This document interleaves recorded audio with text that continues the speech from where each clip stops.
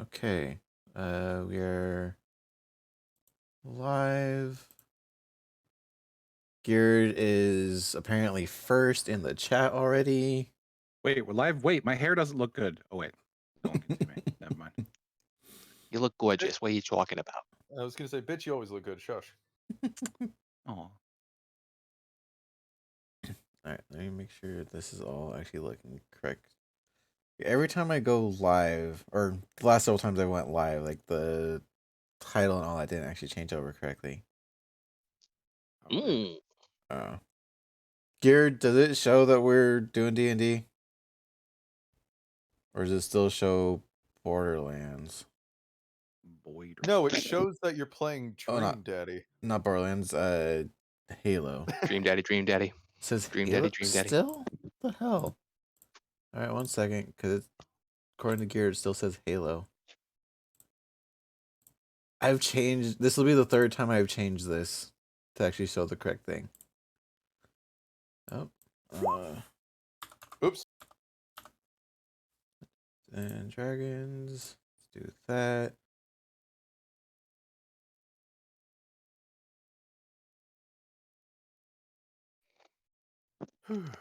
Okay. All right. I hope it's showing correctly. It says it's showing correctly on my screen. Yep. Okay. All right. So I guess let's. Hello, everyone. Welcome to our night of D&D. Bolo. Yeah, it's been a little while since we've done it, seeing as how we've just went through winter. Well, going through winter currently and holiday seasons. Yeah. The joys of all that.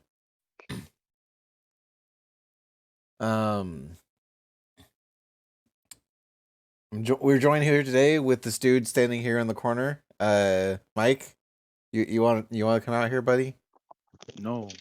Just come on. You can do it. No. Come on. No, Mike. I don't want. Mike, it's okay. No. Come on. I don't want.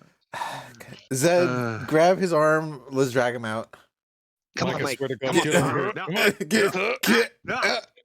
Come on. Okay, now Fine. you sit here and you say hi to the people. Hi, people. Where can they find you? And don't say the corner. Corner. You'll find me at twitch.tv/BlakeTheCount23, where there's not a whole lot going on right now. Because, I don't know. Not the best conditions for streaming right now. But hopefully that'll be changing soonish. Sweet. Zed, how are your arms? I know he's a big boy. How are your arms doing? I dislocated a shoulder, but you know. Oh, here, hang on. Does that put it back in? Hi, my name's Zedimus. I pushed aside the Sunny D and drank some of the purple stuff, and now I'm getting my stomach pumped. While I'm doing this, you can find all my wonderful clips, as I have not streamed in a while, over on twitch.tv/Zedimus, where I will be, well, streaming, hopefully soonish. Nice. Was that all true? The purple stuff and getting my stomach pumped? Yeah. Who No. knows? Okay. No, have you never seen the Sunny D commercials? I have not. Oh, in the Sunny D commercials, they always say, "Oh, we got like juice or Kool-Aid, some purple stuff," and then they move it over in their Sunny D. Oh, gotcha. In every commercial, there's purple stuff. I pushed aside the Sunny D and drank the purple stuff. Fair enough. They always call it. They never. Anyway. Sorry. Continue. And our spectator and our DM for the night, Luke. How you doing tonight? You know, tonight you can find me in a state of annoyance at Team 4-Star yet again.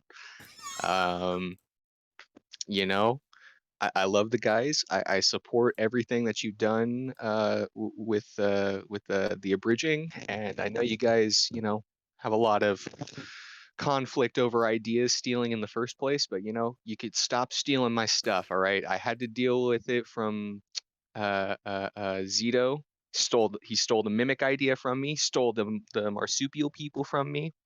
Now Nick's over here got people playing multiple characters at the same time. It's just nothing safe anymore, man. More of those paranoid ideas and rants over at Wolfsbane 1025 on YouTube and Twitch. Hi. My name is Wolf, also known as Wolfsbane.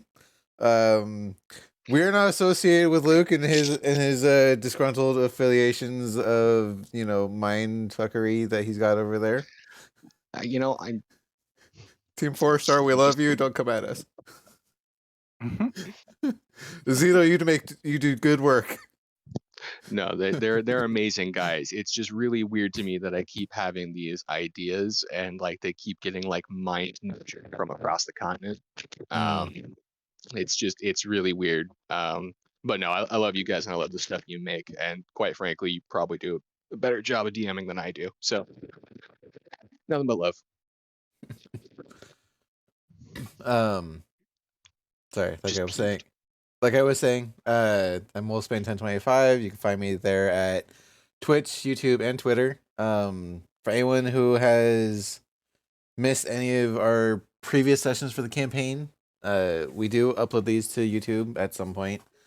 I'm coming out of my hiatus. I've been doing it for like the last 2 months, just again because of holidays, and with it being January, I'm trying to get back into it. So I think I'm gonna start off with the year with some Portal probably later this week, and then try and transition into other games. But that's me. Yeah. Well, that out of the way. Blake, thanks for the subscription. Yup. I'm going to put chat away. All right, chat. We will catch you later, probably with our break. Bye, chat. Bye. Okay, chat is down. Pull that up. All right. Well, Luke, the floor is yours. All right. So as I usually do, I'd like to open it up to you guys, if anyone would be willing to recap us and kind of bring us up to speed. We blew up a city. I pissed off a demigod person, and new king was crowned. And I pissed off potentially an elder brain lich.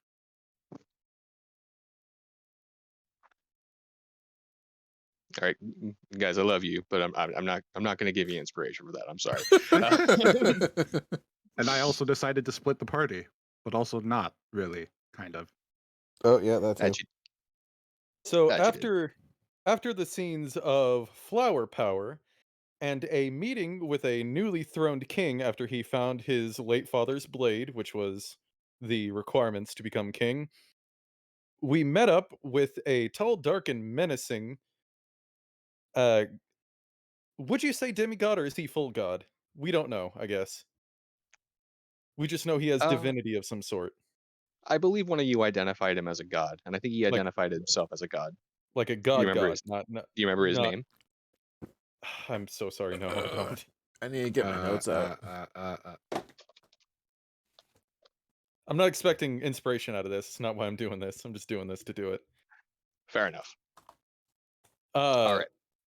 Anyway, we made, and I would say decent allies with the new king. Offered him chocolate and everything. And now we are splitting the party. One is being sent off to the Feywilds, Avalon, while the other are being sent to investigate a 200, did you say meter or foot hole made by a gigantic purple worm. What lies in store for both sides? Find out this time on Odd Company. Hey, good job, Brent. I'll give you a D10 for that. You'll give me what? Sorry, you I'll cut give out. you a D. I'll give you a D10 for that. Yay. What's his name? Ragnarsson? Or am I thinking of someone else? Ragnarokson. Ragnarsson. Yep. I need to move my notes over to the computer. Oh, believe me, we all do. Yeah. There's a sweet allure of writing things down for D&D that is a complete trap. Yep.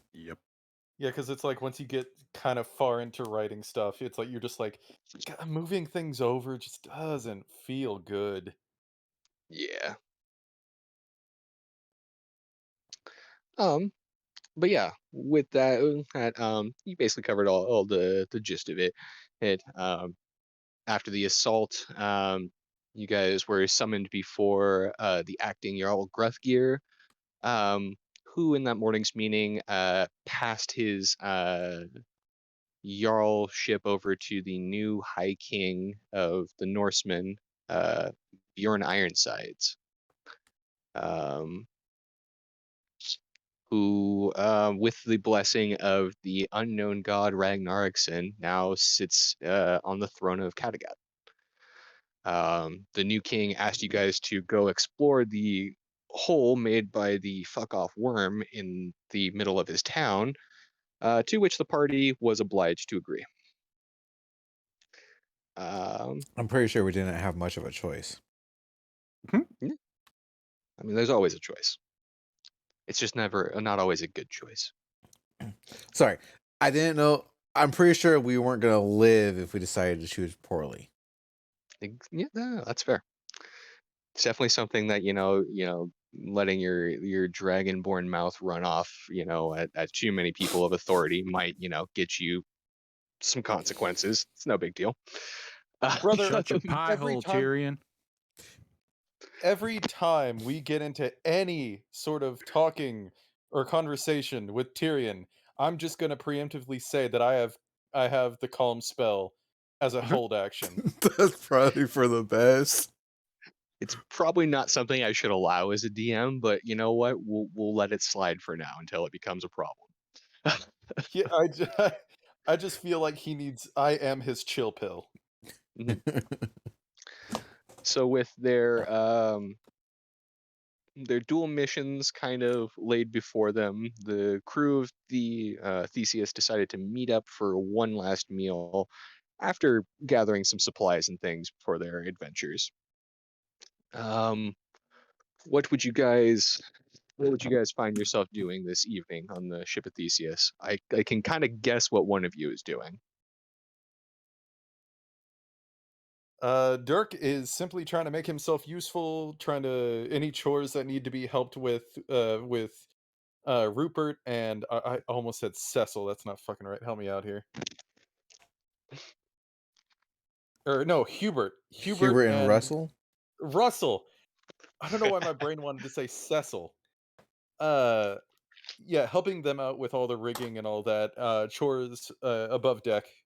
And then he would probably try to go on to helping, I don't know, a silica setup for the feast tonight. Mhm. He's just trying to make himself useful, and your loving and amazing bard is gathering his brothers and sisters, trying to set them up, on the deck to essentially play a concert or a little ditty for to liven things up. Yep, helping the mimics rehearse, be our guest. I understand. Guys, I wonder how Be our Murphy's guest, doing. be It's our been a guest. while. I can turn into a chest.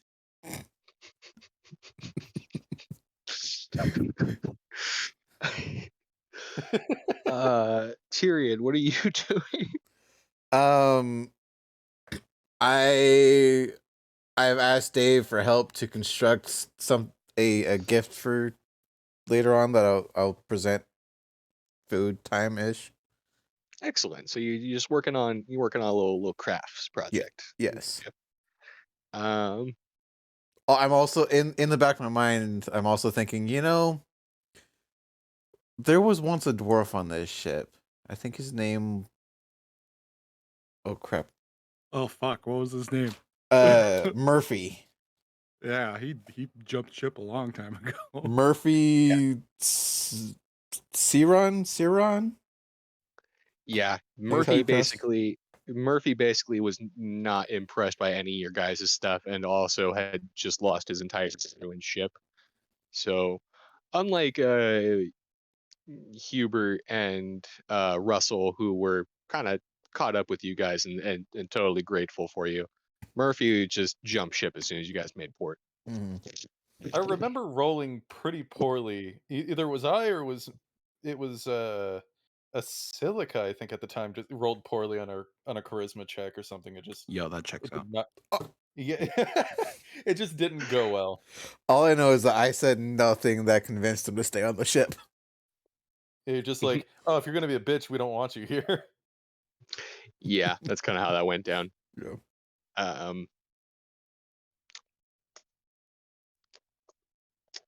But yeah, what do we have what do we have as Silica and Fuzz doing right now? Silica's probably cooking, and Fuzz is probably sleeping. Right. Kind of strung out from his night on watch. What are you preparing for this evening's feast, or do you want to go over that later? It's all we've got. Fish. Lots and lots of fish. Yep. Excellent. Probably have some eggs. Fish and eggs. An interesting dinner. What do you want from me? This is all we have.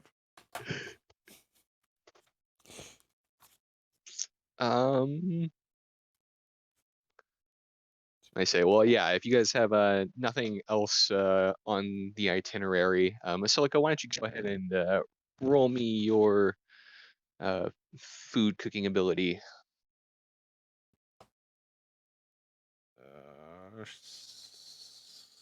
Sleight of hand.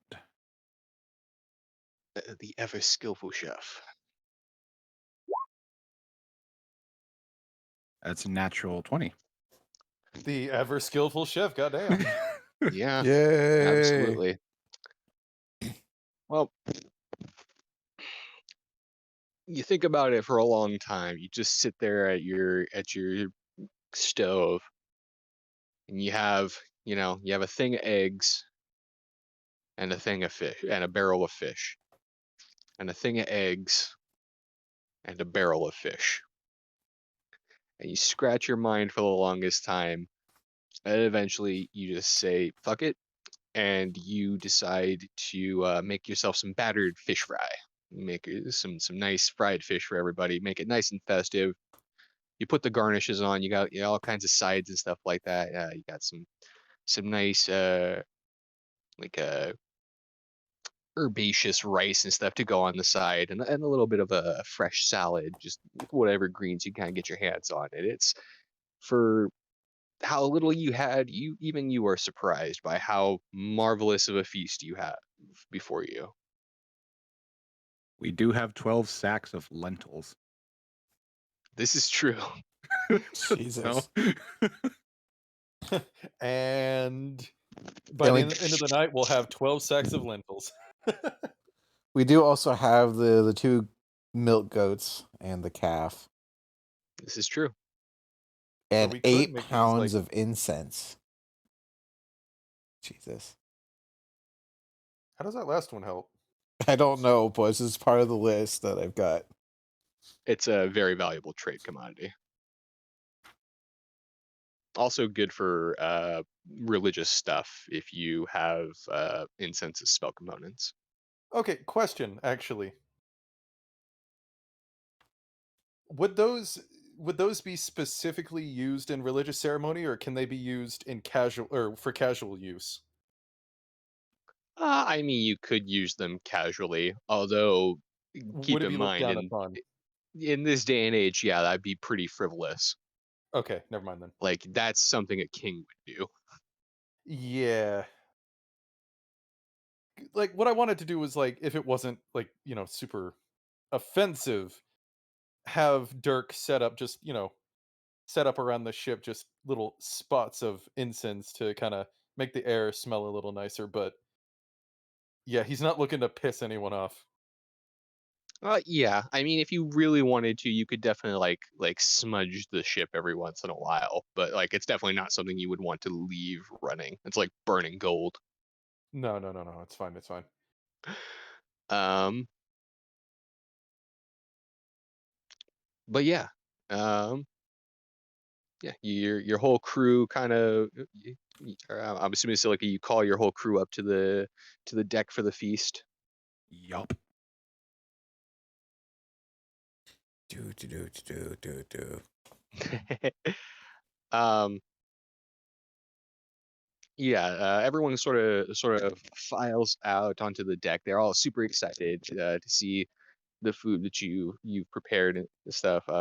Salim and Hanatui kind of make their way right over to the table, and Salim starts, putting fish on his plate and stuff like that. Russell and Hubert are kind of elbowing each other and like, oh, look at that, and they kind of, getting all chummy and relaxing for the evening and stuff like that. Um, Dave, of course, is a perfect gentleman. He's sort of standing off to the side, waiting for Fuzzly to make his plate up and everything. Um,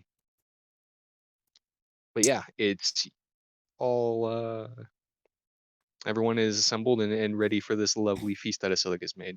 Silica, what is this? I think you of all people would know fish when you see it, Tyrion. That's yeah. As odd as it might sound, I don't know that anyone here has ever had battered fish. It's not really something that you see a lot in the north, and certainly not something anyone ever does on ships. It's a little more new aged than what folks around here are used to. It's battered fish. It's got eggs on it. Huh. I'm Tira's just gonna go in for a couple of bites. Huh. It is really nice. It's nice and crispy and greasy on the outside, like fair food, but on the inside, it's still like the fish is extra soft and flaky, and it still kind of steams as you bite into it and such. It's got all the right kind of seasonings and stuff on it. It's got like some fresh herbs kind of in it and some garlic and things like that. It's very nice fried fish. I'm not a fan of fish, but god damn if it doesn't if you're not selling it right now. Oh god, a silica. Yeah. Even those of you who are not It's just like, dude, you need a room. I'll be back.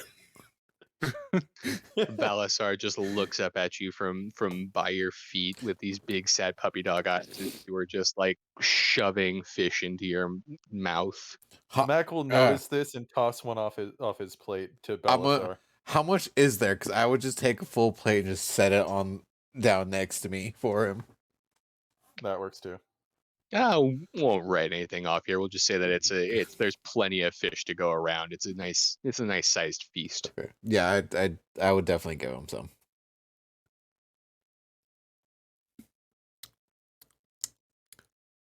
Asilica, what did you do to this? This is amazing. Eggs. I didn't know you could do this with eggs. I mean, I didn't either. And then I did. I gotta say, it tastes fucking delicious. Pure. Everything I make for you guys comes out of this book. He lifts up this Necronomicon. Last I checked, you're the only one who can read it, right? I mean, yeah, but Point made.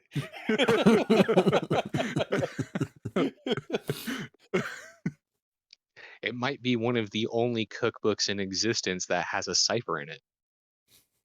ooh, Ah, That's not something you usually do with cookbooks. very powerful food. It needs it.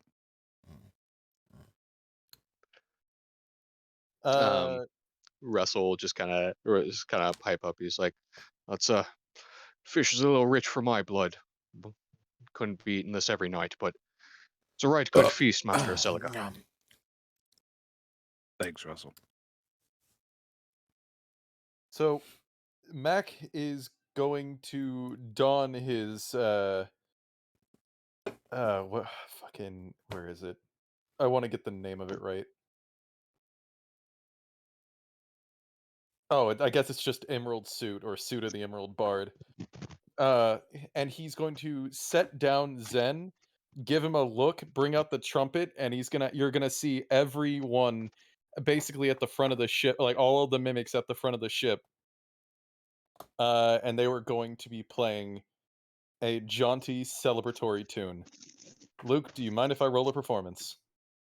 Not at all. And are there any bardic effects you're going to impart on this?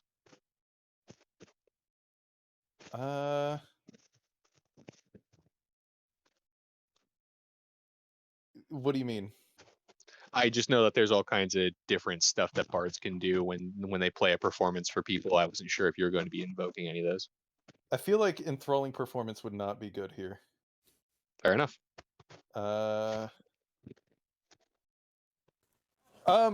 Actually, he's going to invoke Song of Rest, just because. All right, fair enough. I'm already full enough. Why are you trying to put me to sleep?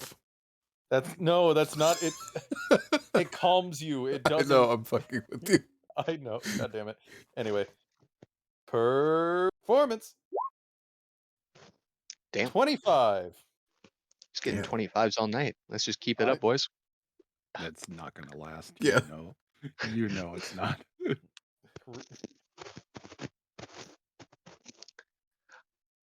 Yeah. As you are as you playing, your mimic family members kind of put on a big old raucous performance and stuff. You guys are just playing some jaunty tunes. Think very much like a pub or like the party scene in the first Lord of the Rings movie. Just some nice feast music.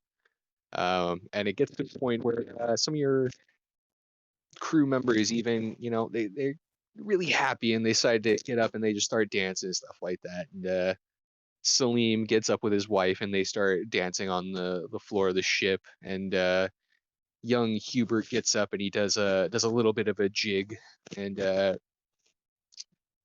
Fusho gets out his little drum and he starts beating on his drum with you guys. And, Hey. everyone's Aw. just having a really good time, except Sasha, who is a cat and is as far away from all the noise as possible with a fish that she stole. Ah. That checks out. Is Fuzz out or is he still asleep? He's there, but he's like a kid who's trying to stay awake. Okay. We'll say you've had enough rest at this point because you took the night shift and it's now night again. Okay. I would like to state that Dirk has dropped what he's doing and is currently doing the robot. Of course he is. I want This is to the have dance of my people. Tyrion will want to walk up to Fuzz really quick. And he's doing a 14 quality dance On both sides. on both sides. Nice. Fusho's just staring at you with big old eyes like, whoa. How you do that? Right. A lack of joints. Yeah, Continue. Tyrion would head over to Fusho. Cause, or not Fusho, to Fuzz. Sorry. So how'd you sleep? Oh, okay, I guess. Oh, I was up pretty late. thanks for doing that. By the way, I know the night shift can get weird sometimes. Not a problem. So, this is hard for me to say, but I haven't necessarily been with this crew too long. I think I don't even think I've been here a month, and with everything that we've done in that time, you've really shown your colors to be someone I should grow to trust more. And unfortunately, what happened in that cave, I didn't handle it well, and I'm sorry. Oh, Um, and as my I start pulling the gloves out from one of my pouches. Dave helped me make these for you, and I present him with their custom made brown leather gloves with blue and white scales where the knuckles are, kind of like my Kevlar gloves, the fingerless ones, but with blue and white scales. whoa. What did these do? I see you like to punch things, so I figured if anything were to go wrong, these might help out more than your bare fist. I'm not accustomed to how you fight, but I see you using your fist more. These might help. Whoa. Well, thanks, Tyrion. Mm-hmm. And I'm sorry too. I try to move fast and move, you know. I don't always move gracefully though, and Yeah. it kind of got away from me. I'm sorry. I plucked one of your scales. I didn't mean to. On the right hand, the middle knuckle is that exact scale. Oh.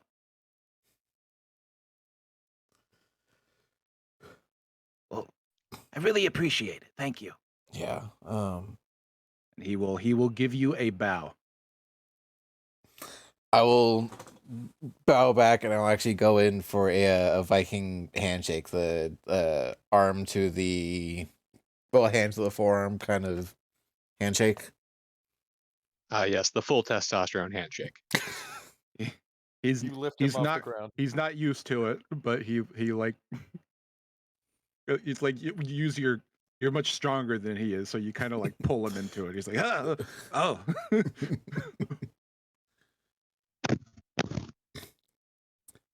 With everything that's happening and what tomorrow might bring, I am trusting you to do your part as the crew. And I would feel bad if we didn't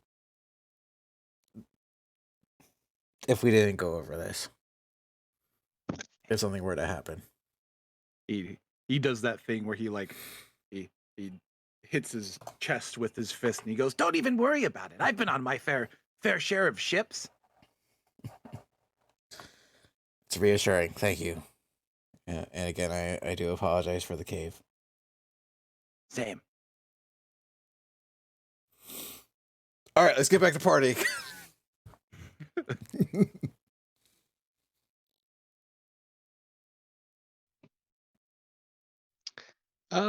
Yeah, you guys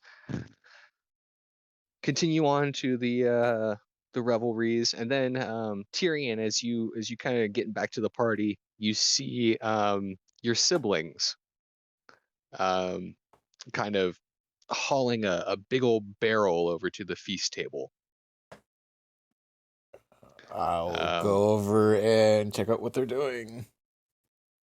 You go ahead. What are you two doing over here? Kark sort of like looks up from the barrel, and he kind of claps you on the back. He's like, "Ah, Tyrion, my big little brother. We wouldn't be a party without some wine, would it?" And he pops open, or excuse me, God, I cannot talk.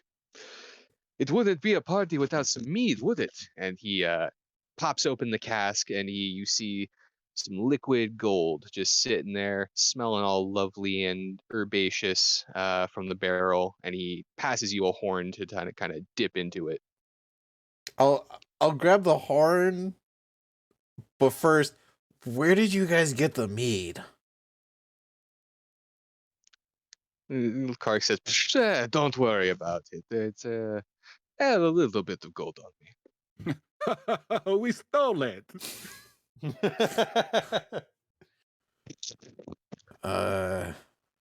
Grand larceny. Liv just sort of crosses her arms. She says, "It is not how I would have spent my gold, but he's right. He's not a party without mead." Liv is like, it's not stealing if the person is dead. All right, cheers. I'll dunk the horn in the. I'll be a Viking and start drinking. Perfect. Con check. How many contracts do you want me to make? Depends on how many cups of mead you're gonna drink. Con check. 15. Oh yeah, no problem. It goes down nice and smooth. It's like a really pleasant ale, but a little bit sweeter. It's it's good. It's good mead for drinking when you don't want to get too messed up. Okay. Basilica looks at the mead, looks at the chicken, looks back at the mead, looks back at the chicken, and runs downstairs. Oh God, Basilica, wait!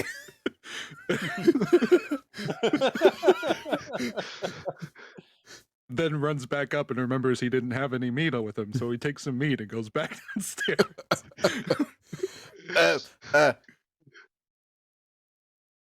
Guys, this might end up bad. Gonna be great. Confused. What is going on? Meat battered fish. Oh my god. Oh, I got you. Oh, okay. You said chicken. I was like, what? Or yeah, fish. Actually, sorry, There you go. Makes more that's sense. my bad. once they have their moment, what is it?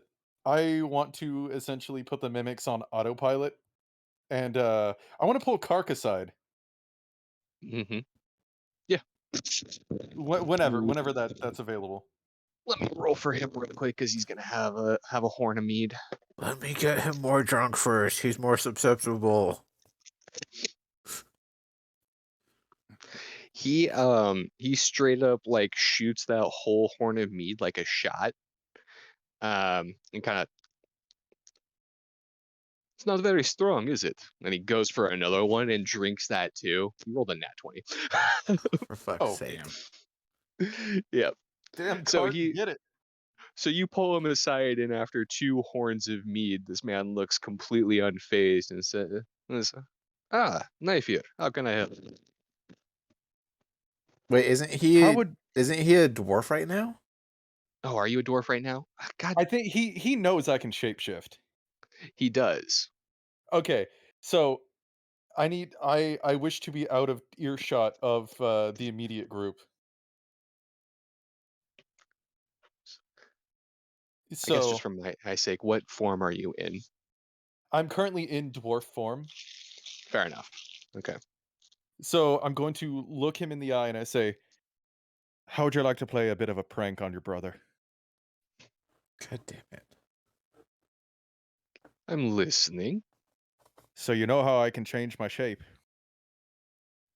Yes, it's quite freaky. So I had an idea that once your brother gets a little too drunk for his own good, that I take your form and we start messing with him. Double vision. He like looks at you and like he squints his eyes. He's like, "Wait, you can be me?" I've been with you long enough. I can be almost anyone on this boat. Oh, for And he fuck's hand sake, over Brett. his heart. He says, "As of yet, I have yet to think any ill thoughts of taking someone else's form and messing with people until now." This isn't gonna end well, but let's do it.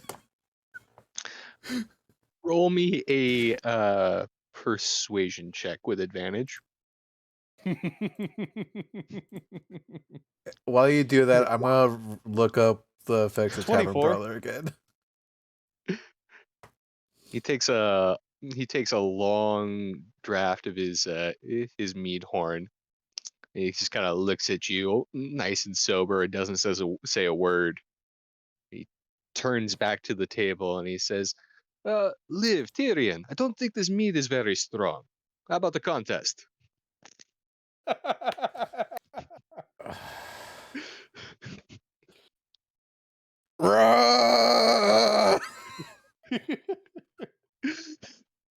Because I have to play it out. He will do it. Okay. We'll get back to that in a second. How many drinks will it take for me to just inadvertently go into a rage? Actually, Drunken no, rage. I'm too invested in this. Let's roll for it. Let me get these will work. Would that? These good drinking dice. Oh God. Set aside one specifically for drinking. Got the nat 20 is a beer stein. God. The nat 1 is a vomit symbol. Oh, and I will use these for her, and that'll work. Oh Well, God, I want that now. okay. Yeah. Kark walks back to the table and he offers a drinking contest to anyone who's willing to participate. Tyrion immediately sits down in front of him. You sit down across from him. Liv sits down. And then you see actually Salim come and sit down across from Liv. Okay, quick He's like, question, "Yes." just so I have an idea. Are we sitting at a round table or are we sitting at a square table? Like, are they? Am I staring at? So I'm staring at Kark. Is Salim and Liv sitting next to us, or like kind of diagonally staring across? It's a long table, and I say Okay. table loosely. It's more like a giant slab of wood you guys have propped up on some barrels and whatever okay. you can sit on. Okay. Which isn't really a bad idea considering one, it's a ship, and two, everyone's like different sizes and shapes. Yeah. All right. Fuzz is enough. going to have Fuzz and Dave help refill horns for everyone, so they don't have to get up. I'm going to slink off just a little bit out of sight just to watch, because once I'm probably gonna have to roll to kind of see how drunk he's getting. But once he's sufficiently drunk, I will take the form of Kark. Nice. I just want to make sure he can't see me right now. You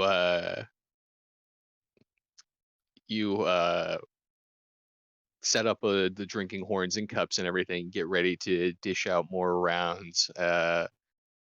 Fuzz, Mac, you kind of slink off waiting for your opportune moment here. And as you guys are getting ready to settle into your first drinking horns, you see Dave stand at the head of the table, polishing his monocle. He's like, "Very well, ladies and gentlemen. I want a good, clean drinking match. Not a drop spilled. No cheating. Very well. Begin." All right. I'm gonna assume. Do you want con checks or con saves? Well, this is gonna be save territory now. You've moved Okay. past checks. So saves. Okay. Mhm. Check yourself. You're doing some saves. Con save. Nat 20. God damn. Damn. Roll 20. Don't fuck me like this. I need him to get shit rolled. Yeah. Tyrion, you slam that mead back, and you throw you slap your horn back down on the table, and you look across for you, and you see that Kark has mirrored your exact movements. And then Hang on. he's also rolled a nat 20. No. No, damn.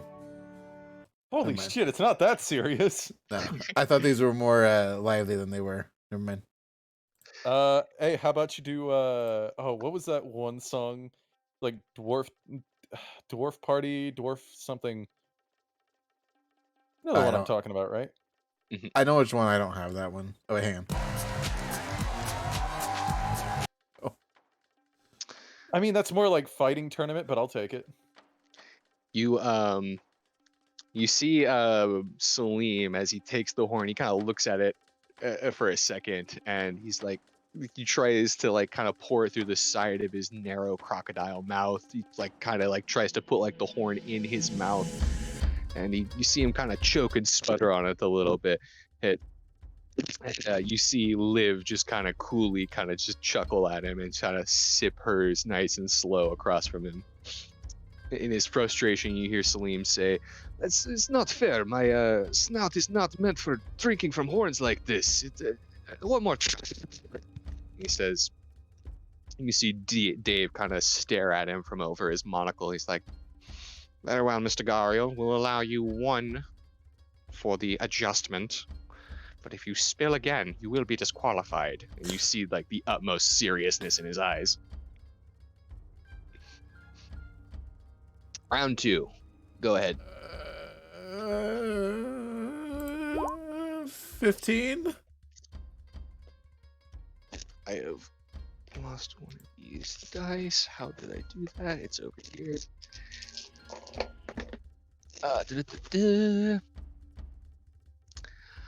Yeah, 15. You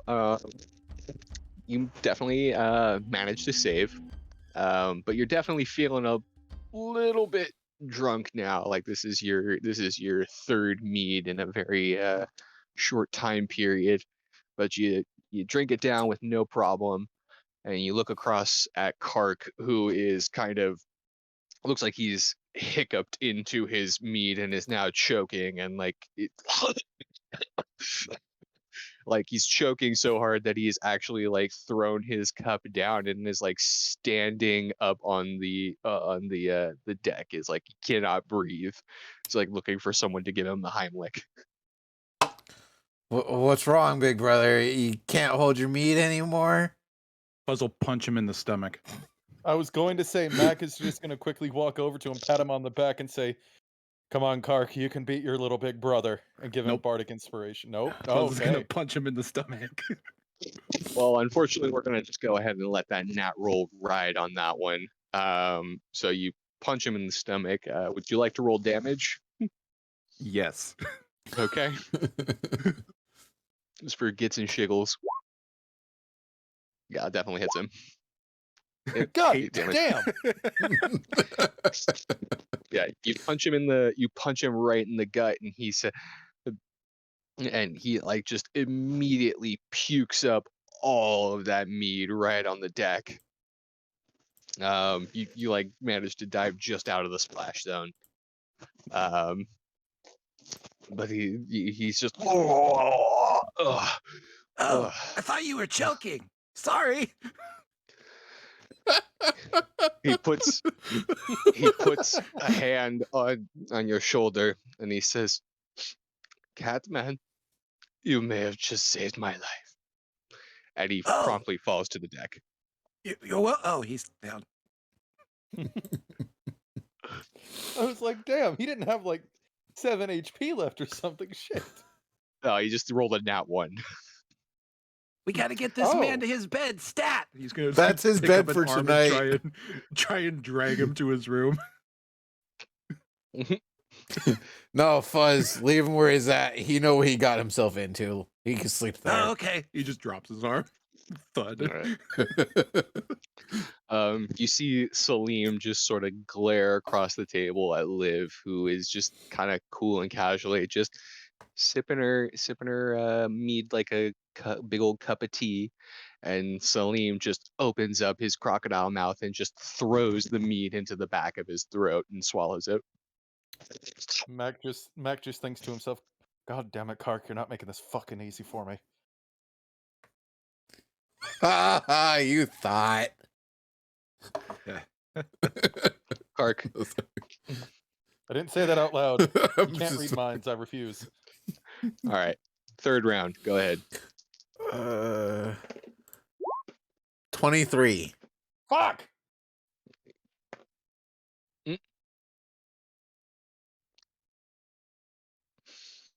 Yeah, you're managed not to choke on this at all. It goes down real smooth. But you're Guys, definitely feeling drunk as shit. my fingers are tingly. They could Like, touch the- and they could touch everything but themselves. Is he I put my slap his fingers face together. and feel nothing drunk? I put my fingers together. Whoa. I mean, he's still able to like stand because you're still rolling pretty well and stuff like that. But like, it feels to you like the ship is on the high seas in a storm. Like it is just rocking over here. How are Salim and Liv looking? Salim manages to choke his mead down, but then he just gets kind of like in a weird drunken crocodilian anger. He just starts eating the horn, the drinking horn. And he just starts chewing it into pieces, and he, like very clearly drunk. Dave, Liv, can we get a rolling over here? I'm afraid he hasn't spilled anything this time. But your brother seems to be disqualified. And Liv just kind of as he should be. Liv, just as she is like watching this display of Salim, just kind of she coughs and chokes for half a second, but she manages to pour back the rest of her mead. She's looking very red about the face, but is trying to stay cool. Fuzz is gonna All right. mop up the vomit. All right, sis. Let's do this. I'll go in for another drink. 13.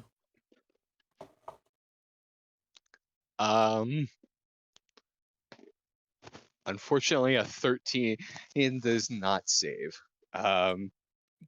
You Mac transforms into Kark. He's still out of sight at the moment. Sorry, continue. okay? Yeah.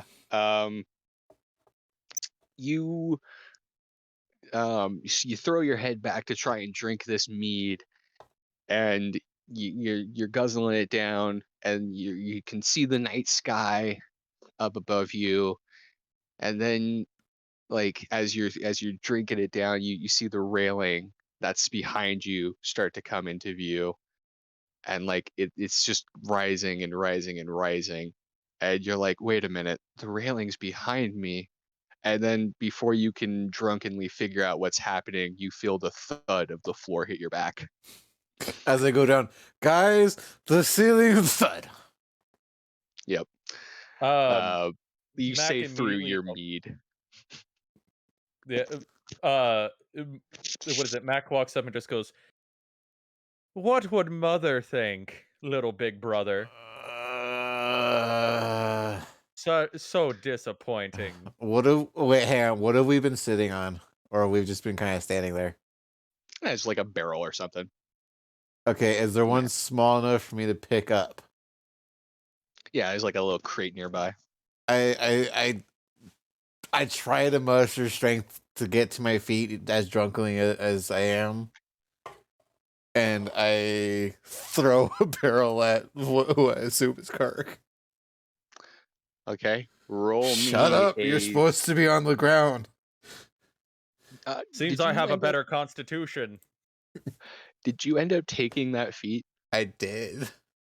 Okay, so go ahead and roll me your improvised weapon. Ruh-roh. I didn't plan for this. Would it be improvised or would it be because I think improvised weapon, so it's unarmed strike? Yes. Nat 20. Fuck. You peg what you think is Kark right in the fucking face. For 7 Holy damage. shit. Shut up. Mom's not here. Thud. Yep. And then you after see, oh, I'm just gonna flavor this like as I get hit by a barrel. You see Kark go down, and you see Kark laying on the floor next to Kark as you kind of hulking over them in your drunken dragonborn state, and you get the realization, oh no, I've killed my brothers. What? The... can Mac get up at all? Yeah, absolutely. Okay, Mac gets back up and he'll just say, "Oh, come on, you can do better than that. Mom's beatings were stronger." Okay. Hold on.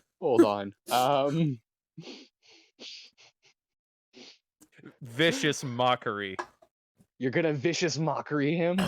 He did damage to me. Might as well. I'm not gonna. Okay. I'm not doing this with the intent to full on fight him, but Do it.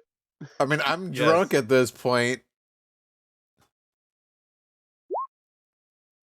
it's just a measly 1 damage. But you have it. You have. Do I need to roll for that?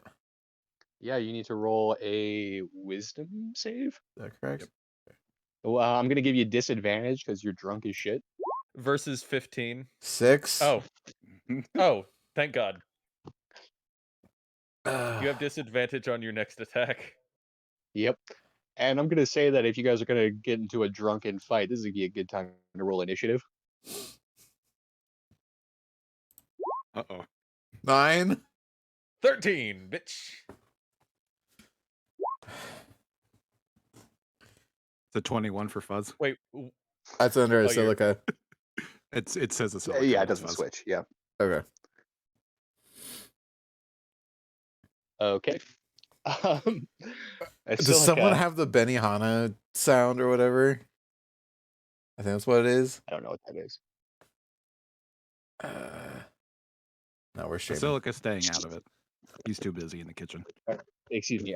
Fuzz, what are you doing? I'm gonna hold action. Okay. What are you holding, and what is the trigger? If something is thrown. Oh, okay. Okay. Normally, I think it has Chariot's to be thrown. drunk. I think normally it has to be thrown at you, but I'll allow it for this. Well, something is thrown at either person. Yeah, I know, but I think that that effect, the deflect missiles only works if it's like at you. I'm assuming that's what you're doing. Yeah.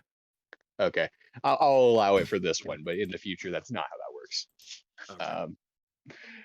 Okay. Okay. I mean, I would have moved in front of whoever was getting it thrown at them.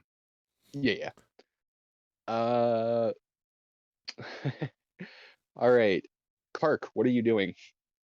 Kark, he's on the ground. Oh wait, no, never mind. Kark, what are you doing? It worked Vomiting? in real life.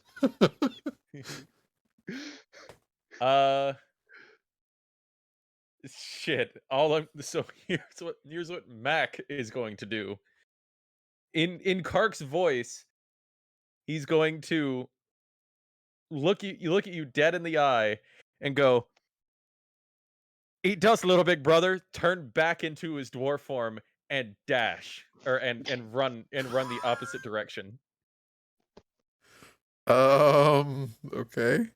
So I will use my movement to get away from him. Bitches, I'm trying to turn this into a chase scene. Would I get attack opportunity because he didn't disengage? Wait, I'm not technically. Wait, we never. He's across the table from you. Okay.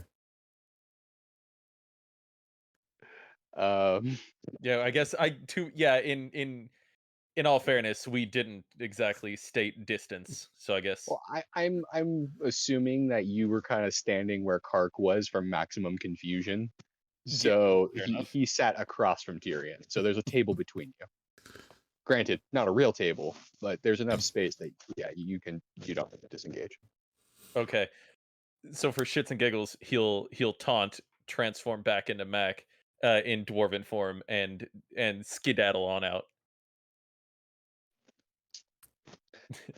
Okay. That's my turn. That's literally all I'm doing. Tyrion. Okay. Here, I need So I'm gonna impose something on you here. Because you are drunk, very drunk. You are going to go ahead and just automatically fly into a rage. that's Oh, actually that's actually what I was gonna do. I was gonna go into a And as drunken rage. And as long as you stay enraged, Mac is your enemy. Yep. That's how we're gonna play this one. Yep. Other than that, please take your turn. Yeah, so why did you bring Mother into this? Rage.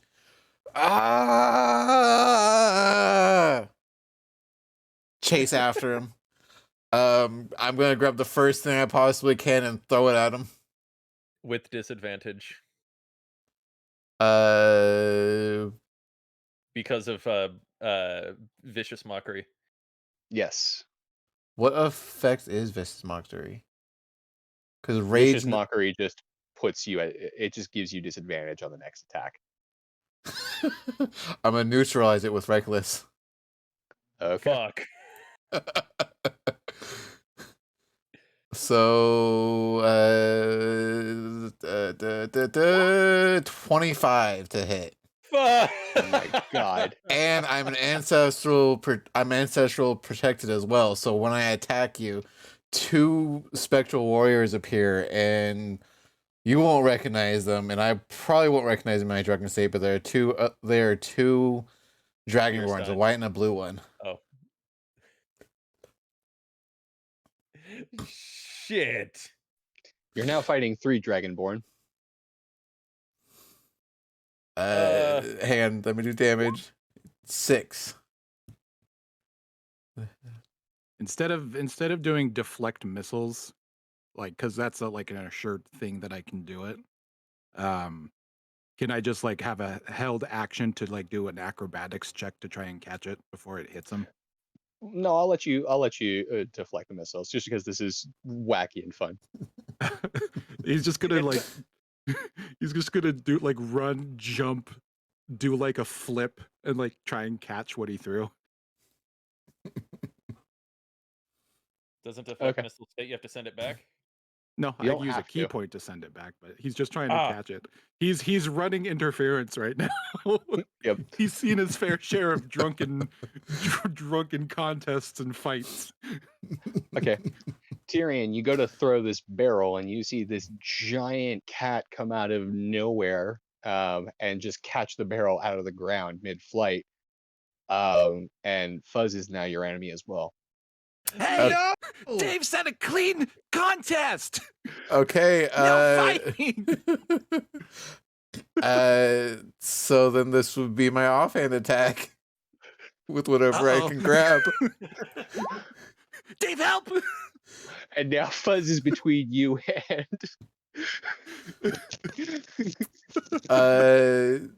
19. That hits. 5. Fuzz, Oh, I'm God. so sorry. This was. Oh, not supposed to actually, go this. because I didn't actually hit Mac, Fuzz, you are now the target of my ancestral protectors. Oh. You don't take any damage or anything like that, but you just have disadvantage on any attack rolls against. Okay, well, since it's just the 3 of us, they're basically just holding you. You don't really get any disadvantages for that one unless you're attacking someone else. Yeah. And Fuzz, as you're kind of looking at these, when you summon your ancestral guardians, like they look kind of like ethereal, like almost like the outlines of people. Mhm. Like you could see right through them, and like it's very again, you probably wouldn't get this reference, Chavez, but it's very much like the ghosts in Skyrim, where it's like you could just barely see them. However, Fuzz, when you see these 2 Dragonborn, you see the crystal clear image of 2 Dragonborn as if they were still there and in the flesh in front of you. And they bear a striking familial resemblance to Tyrion. Like, they, without a doubt, related. It would be a white female dragonborn and a blue male dragonborn. Yeah. He just kind of like looks at them with like a confused expression for a second, and then refocuses back on the battle. Yeah. I think that brings us to your turn now, unless you have anything else to do, Tyrion. At that point, it would just be whatever movement I would have to try and catch up or keep up, basically. Okay. Wait, I would be next, wouldn't I? Or did we go out of order? No, it's Fuzz. Fuzz, you, and then him. Now it's back at Right. the top of the turn order. Okay, sorry, I got confused. Yeah, Fuzz held his action. Fair enough. So are you advancing on Fuzz right now? Is that what's happening? Well, are they both my targets, or is it now solely Fuzz? They're both your enemies. You can choose as you see fit. Fuzz is closer. You've kind of I'm interpreting it as you put yourself between Tyrion and Mac to catch that barrel. Yep. Tyrion would still be going after Mac, but trying to like push through Fuzz to get to him. I know that's not how that works, but like main focus would have been the person who brought up fucking mom. Shit, did not mean to do that. Or maybe I did. Okay. It's not my turn. It's not my turn. Sorry. Buzz, what are you doing? Fuzz is just gonna run after just trying to keep him between these guys. So he's gonna move after Mac. And then he's gonna hold again. All right. So I am gonna use Tasha's hideous laughter. Oh. I'm going to move just close enough so he's within range. And what you're going to hear from Mac, you're going to hear him start to laugh, just and it slowly distorts and turns into hyena laughter. Ooh. And as you do so, you hear the hyenas kind of laughing from... Actually, I'm assuming you brought them out for the party. Yeah, they're being good boys, though. They're not... Yeah, they're off to the side. They're watching. Yep. But they start cackling along with you. So I've already put it in the chat. I'm trying to figure out what he would need to roll to fight against it. If falls into a fit of laughter, the target must succeed on a wisdom saving throw or fall prone. Interesting.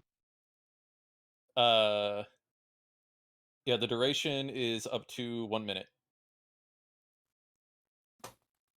So you have to beat a 15. Oh, nope. Baby. That's really interesting too, because this isn't considered like a charm effect of any kind. So this actually does work. Yep. So Chavez, Tyrion's on the ground laughing his ass off because something's funny. Maybe it's the way Mac looks. Maybe it's just everything that's happening. But you've never heard your brother laugh. Yeah. Oh, God. No, I was just gonna say you just find it to be the funniest thing that's ever happened.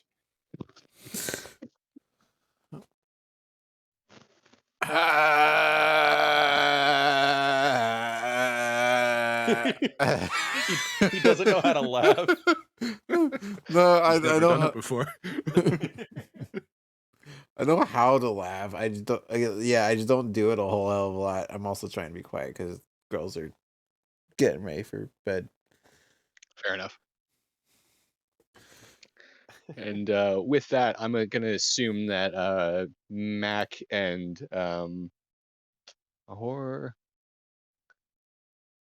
Fuzz? Yeah, Mac and Fuzz. I'm assuming you're not going to try and continue this fight, correct? No. Okay. Fuzz is just laughing awkwardly because he feels like he should. What's happening? So it's the end of your turn now, Tyrion. It's the end of your next turn, and unfortunately, since you can't do anything else but laugh, your rage subsides. So God. you may choose to save from this if you wish. I'm gonna laugh myself to sleep. Okay. You continue to laugh for a minute until you pass out on the deck. Your ribs hurt like a motherfucker. Ow. I Ow. immediately turn to Fuzz and I just go, two things. One, it was not supposed to go that way. And two, thank you for catching whatever the fuck it was he was throwing at me. I don't understand what was so funny. I had to get him on the ground. It's you ever seen a barbarian go into a rage? That shit does not end unless he doesn't attack. Or no, sorry, no, that's metagaming. Let me rephrase that. That sounds like meta information. Yeah, I'm sorry. You ever I seen read him? it somewhere in this book. You're right. You ever see him go and you ever see him in the battlefield when he starts screaming? His anger just doesn't stop. I had to stop it somehow. It's okay. I would have caught It- whatever he threw at you. Thank you. I'm gonna leave Tyrion on the ground, and I will go help up Kark, and I'll just what condition is he in? Yeah, as you go to pick him up, he sort of rouses to, did I win? I I feel like we all lost in this one. No, and I Liv look just- over to I was gonna say I look over to Liv. I give her a look that just says, "Yeah, we know you won. Good job." But Liv just continuing to sip her mead like tea, very flush, like men. and Mac will just pick Kark up and just start laughing. Because even if he took a good chunk of damage, he still had a great time. Fuzz is gonna walk over to Liv. He's gonna grab her hand and just throw it up in the air. Winner! You see Dave just gonna golf clap.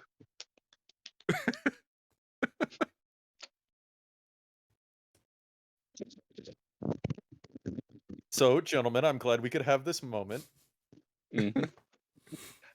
Yeah, you see Hanatui come over and pick up Salim off the deck. He says, "Oh, my head. Did I win? No, No. husband, you did not. Oh, okay." And he turns around, he snaps at Liv. She's like, "I'll beat you yet, woman." And then just he's just like, "Oh, my head." Hanatui's like, come on, husband, come." And she's just sort of bids you all good night as she brings him downstairs. Fuzz leans into Mac. Kind of a sore loser, isn't he? He's very, very insecure. What a bitch.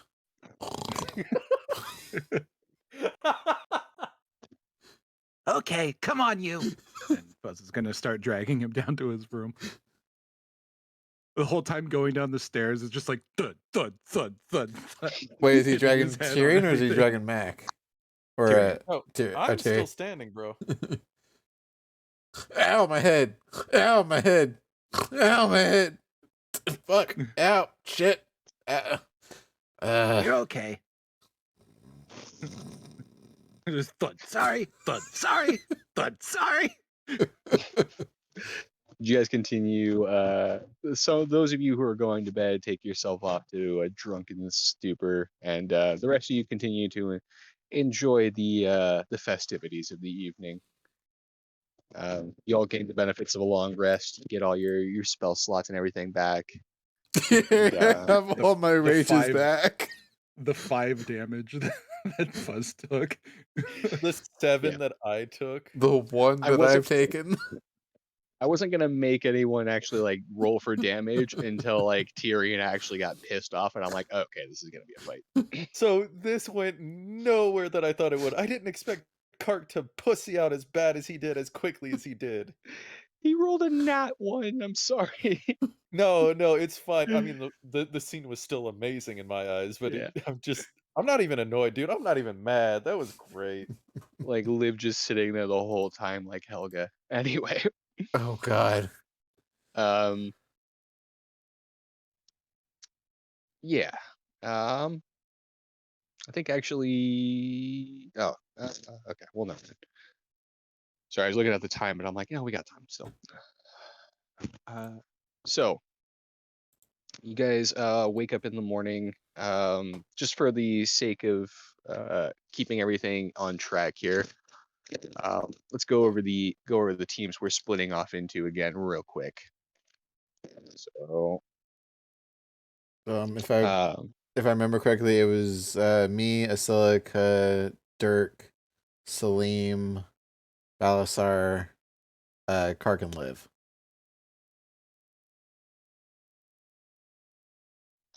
okay. Yeah, so you guys are all heading off down into the tunnel, right? Correct? To explore things, and then the rest of the party remaining on the ship. Mm-hmm. Were we taking the Tramaxpila, or are we going down Yeah. a lot? I think it's just better if we do that.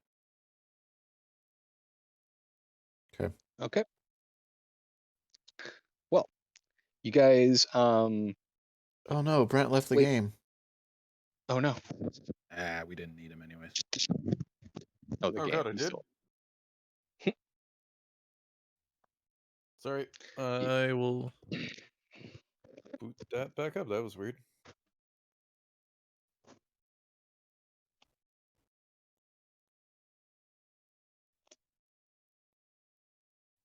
Yeah. So you guys I return. meet up on the deck in the early morning, and some of you a little more hungover than others. My But head. you God. Oh, sorry. Go for it. oh, go ahead. My head. It doesn't Your get this bad. ribs. It usually doesn't get this bad unless it gets stabbed at night. Sorry. What? I'll go make coffee. Thank you. Silica goes to make coffee.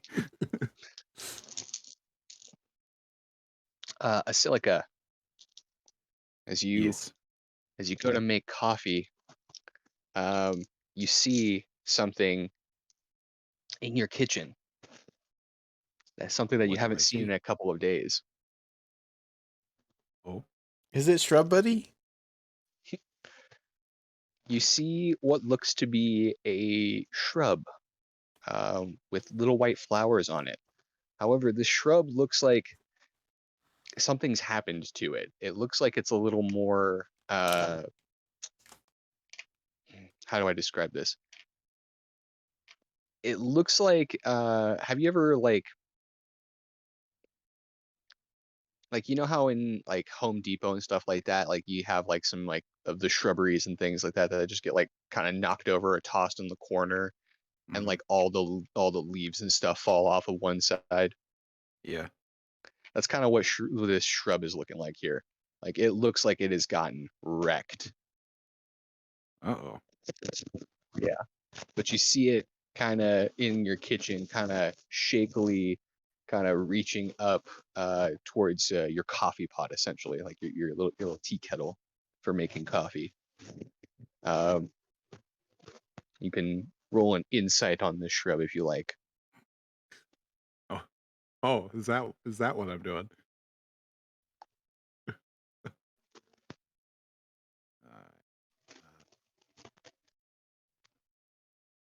Insight. 9.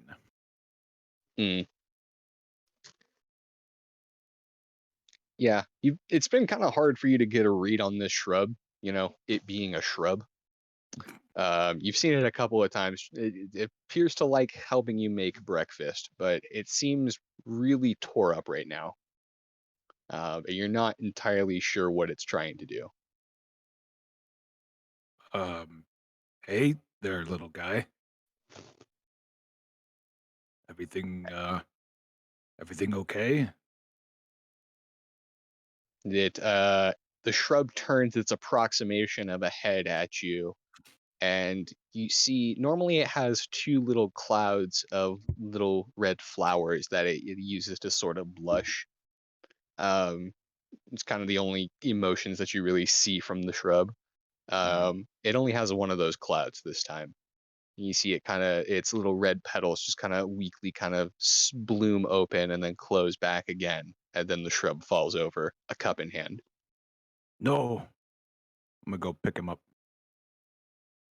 Okay. It doesn't resist, but the shrub seems to be, well, for lack of a better term, unconscious. It's really weird. You've never felt like a shrub laying limply in your arms. What? Where's Theo? I need to find Theo. He's gonna run up, a little confused why he's feeling so much, feeling so much for this shrub, but he's gonna run up and try to find Theo Okay. or see if anyone's seen him. Yeah. You make your way up onto the deck. You ask if anyone's seen Theo, and everyone seems to be convinced that he's still in the Tremoctabula.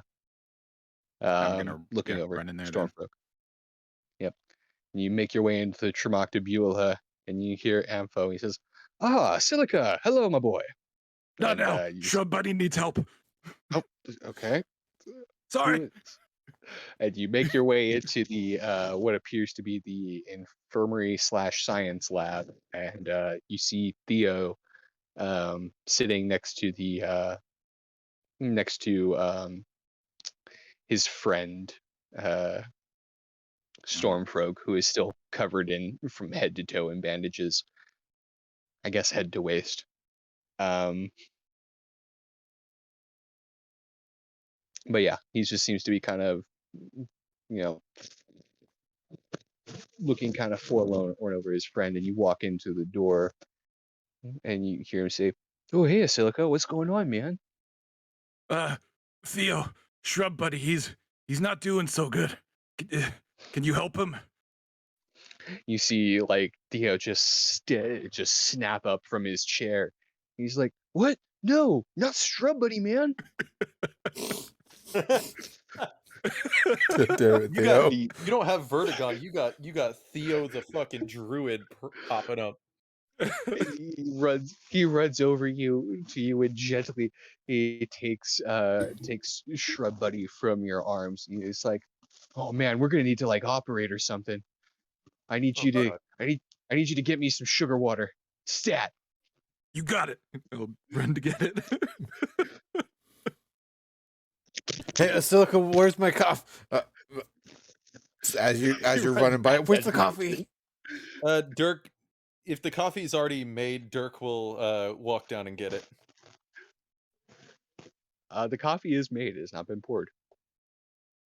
Dirk will take the necessary steps to take the coffee up top. Okay. You run by Dirk bringing Theo coffee with a I'm assuming like a pot of sugar water. Yep. You don't know how much you need, so you just get a bunch of sugar and a bunch of water. You stir it together, and you run back up to the Tremoctabula. You see Theo standing over Shrub Buddy. He's kind of waving his hands over the shrub, with kind of green light kind of glowing forth from his hands.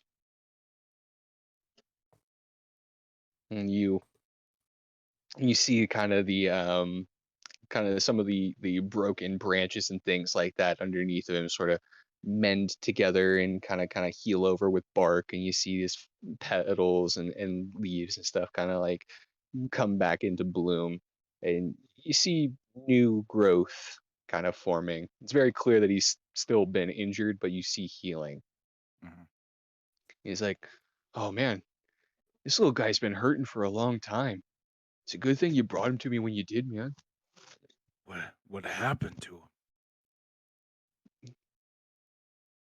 What I can tell, looks like our little shrub friend here was totally taken out in the attack on the town earlier, man. Oh no. And he takes the pot of water from you. He's like, "Oh, just take that," and you see him pull like a very nice crystal vase out of his robes, and you see him pour the water into the vase, and he kind of puts Shrub Buddy inside of it, and he hands Shrub Buddy back to you, and he's like, I'm just gonna need to like take care of him for a while. He's too weak to be walking around and stuff. Yeah. Okay, you got it. Thanks, Theo. And he kind of puts a hand on your shoulder. He's like, anytime, man. Hey, thanks for looking out for the forest. You know, the forest is looking out for us. Oh, the I things feel, this man does not know. I don't know. You hear you see the shrub kind of shiver in its vase and approximate what you guess is something of a cough. Oh, say that again. Yeah, you cut out a little bit.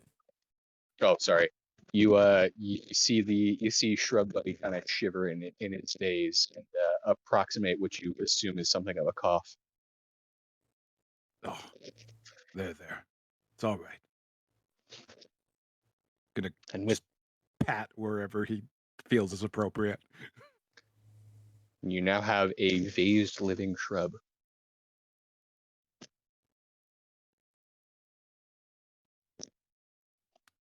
Awesome. Yep. Thanks. I want you to know that I rolled for that. Like I wanted to see if he got hit in the attack, and he unfortunately totally did. But he No. still wanted to bring you guys coffee. Goddamn morning trooper. Meanwhile, outside of the truck, you'd be like, "Oh God, where's that coffee at? Basilica!" No, right behind you, you'll just hear, Tyrion, I'm right behind you. But you're not a silica. Oh, coffee. But I do have the coffee. Oh, give me coffee. Eh. And just like that, you see a dragonborn barbarian turn into a yuppie ass Seattleite. I was gonna say he opens his mouth like a Pez dispenser. Just puts the whole cup inside. I'm literally just pouring it from the container. Oh.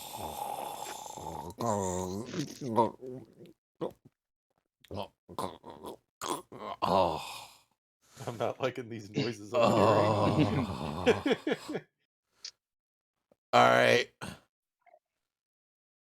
Oh, my head. All right, let's do this. You're very hungover. You all kind of assemble. Someone turn out the sun. What? How dare you? Then put the dimmer on. Fuzz looks up from his morning meditations. You all assemble on the deck, ready to part ways. You see Captain Fuchsia sort of address each of you, kind of look at you, like, "All right, we is go on our separate missions now." Yes, Captain. We must bring light to the darkness.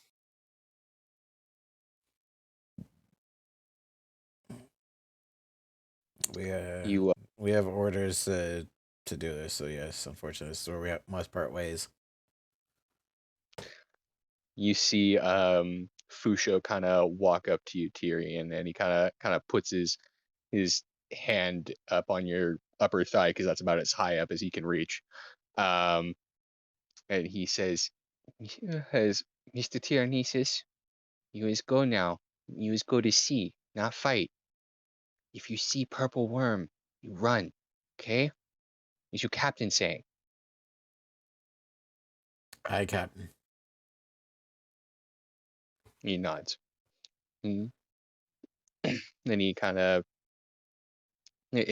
turns to you and he says, "Mr. Mac, while Yes, Mr. Captain. Tyrannesis is gone, I just need new first mate. You want job?" I'll do my I'm best, not Captain. dead. Fuzz's ears droop. Yeah, you just see Dave just kind of pats you on the shoulder. There, Master Fuzzly.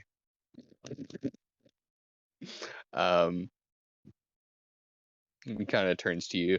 Fuchsia kind of turns to you and he's like, "I know, but I just need someone to run ship for me while you was gone." I can't do everything around here. That's fair. I would. I'll look after everybody, don't you worry.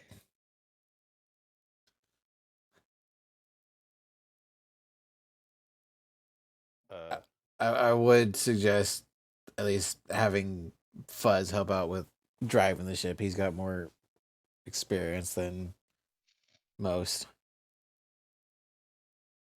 His ears go up and he smiles. Looks to Fusho. Smiles at Fusho. He said, "Oh, no worry. He's plenty of work on ship for Catman to do." His ears droop back down because he knows that means hard labor. It's a roller coaster for Fuzz this morning. All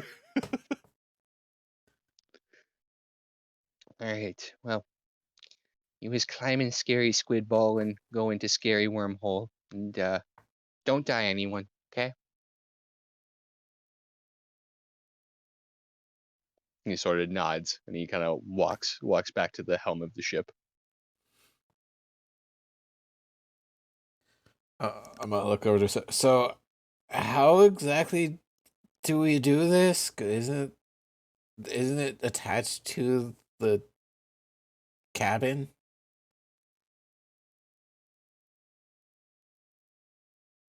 Yes. Asilica just walks out, just bluntly, yes. You see Asilica walk out with a vazed shrub. That meme of that one lady with all the math symbols going around, just flying through Tyrion's head, like, but if it's the, but what? Or like Peter when it's the whole "I can't believe it's not butter" thing that puts him Yes. into the mental institution. You know, Tyrion, the it might- cabin isn't the door into the Termoctobula. It's just attached to it. Yeah, but doesn't the door need to have something to be a door? I'll just whatever. Tyrion is so confused. No, we detach the cabin. All that's left is door. You hear Kark like kind of perk up, like, "What's that? Someone needed the door ripped off." No. No. You stay over there. But he's coming with us. You stay over there, but in there. Shut up. Don't break my ship. I'm gonna be honest here, Suga. This sounds more complicated than it really should be. Well, you know what? Just walk through the door when it's open. That's all you gotta do, buddy. Okay.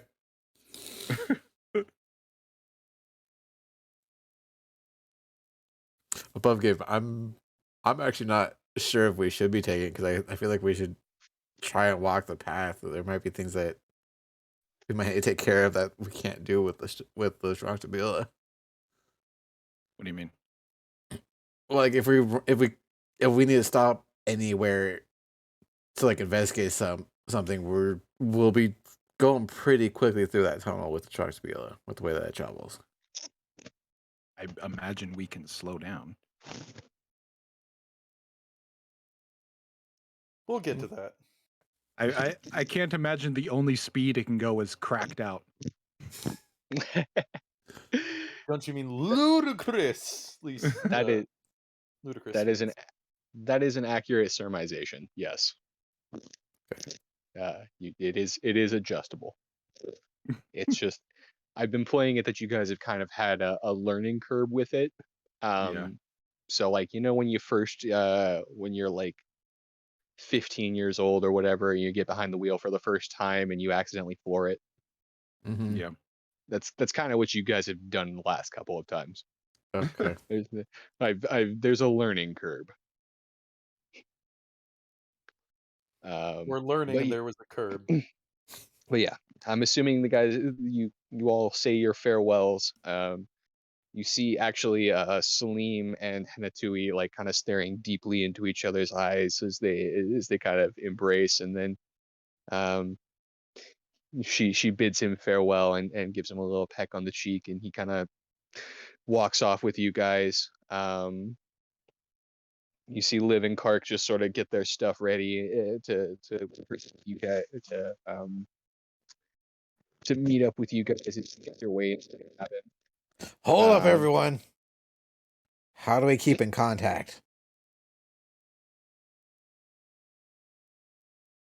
You have the compact, man. Ooh, I have the compact, and I'm going with you guys. Tyrion doesn't know who else has a compact except for Theo, who he has no clue where Theo is at. Oh, well, Theo's going with us. Okay. So then we should probably. I'm gonna pass the compact off to.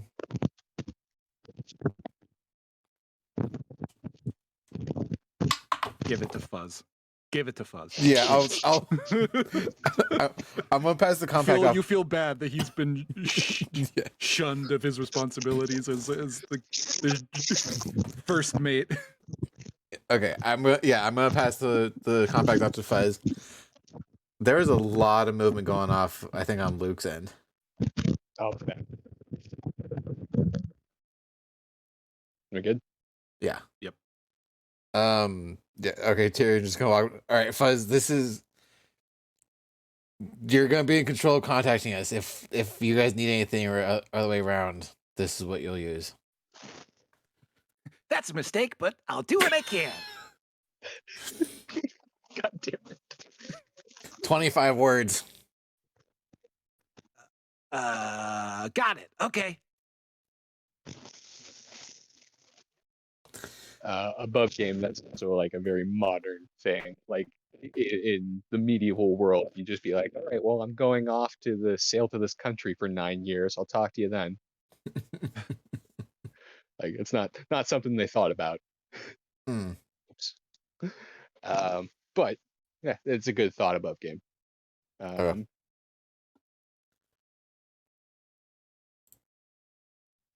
But yeah, you guys make your way into the Tremoctabula and get ready to separate. And I think this is a good place for a break.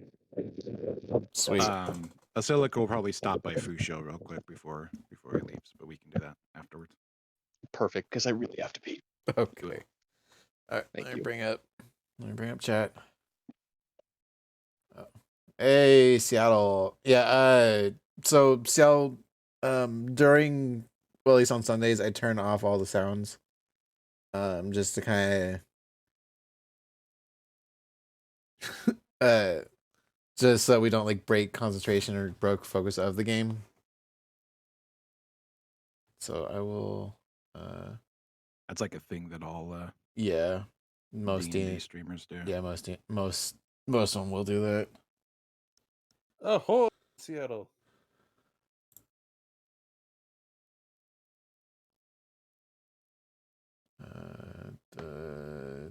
We are on break, luckily. Well, I'll do that. Seattle, you missed our drunken, stupid fight.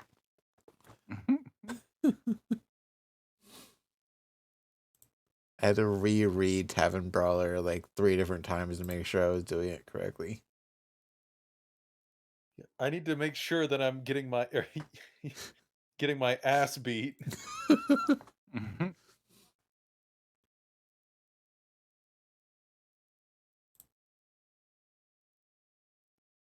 He's good.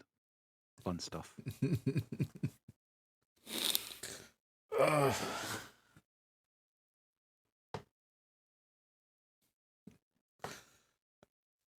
That stream content. Yeah, it was interesting and fun. You know, this is actually the first time I've ever used Tasha's Hideous Laughter, and I did not expect to use it against a friend when I first used it. Oh, It's actually a really good idea because like it can affect him, unlike some other things. It was Right. either that or sleep, or no, Yeah. or the trumpet.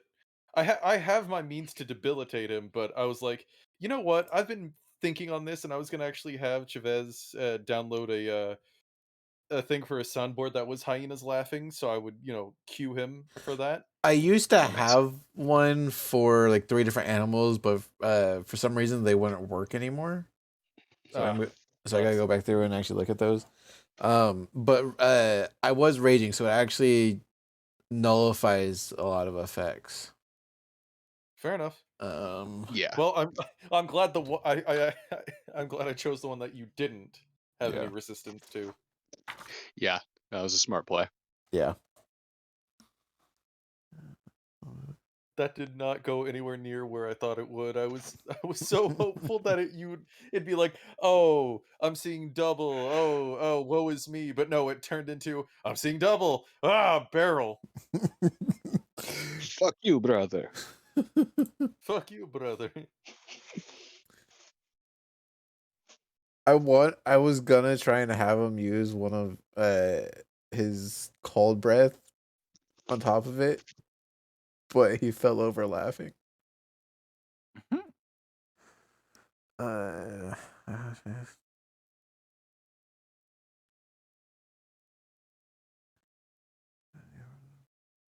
okay.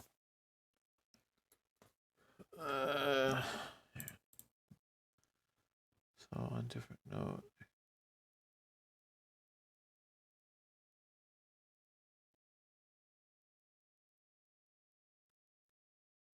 So on a different note, Seattle DJ'd on for Reaper. Okay. Nice.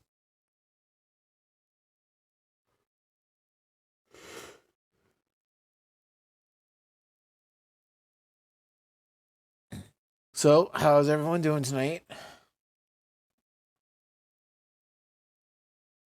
I just saw in chat that Seattle said thank God the snow is melting, which Yeah. made me remember, even though it's raining out, like when I was headed to Bartell, I had to, or Bartell's, I had to walk down a hill that was still covered in ice. Had to be careful there, and then like a full block more when I turned to go down a different street was just this thick layer of ice, and I almost ate pavement like 3 separate times. I had to be so Jesus. careful how I Yeah, dude. Like some of the streets are only clear because of the rain. Yeah. Like some of them were untouched by Seattle's God, I don't even know what the company would be called. Plowing company or whatever. Oh, the the plows. Yeah, some of those only like the main roads were touched. Some of the more residential areas and whatnot weren't. Yeah, we have the same problem down here. Like Main Street, as far as I've seen, is like the only one that's really been touched by the plows. Everything else is covered in like slush and ice right now, Mm-hmm. making it kind of hard to drive through. All right.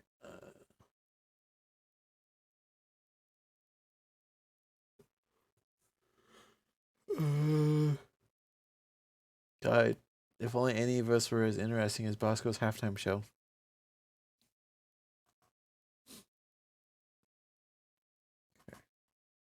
Yeah, I don't have the need to compare myself to others. That's fair. I think we are just as entertaining. The only difference is he's been doing it longer. Anyway, which is still like I'm not talking shit about him. Like the man's a goddamn professional, even when he's not. Yeah, well, that is fair. But still. Oh, Mike, did you get a chance to look into Heroes Feast? Yeah, it'll be here next Monday. Nice. Yeah. There's a lot of recipes in here that I think we've actually got the ingredients for on the ship currently. Nice. Yeah. Keep in mind, there's like, what, 204 pages in this thing?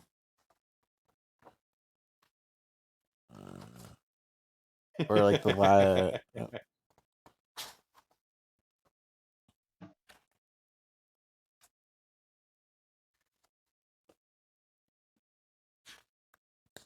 The very last recipe is for an elixir on 199. Why am I sweating so much? Christ almighty. I'll be right back. Oh, that's why. Why is my mouse freaking out?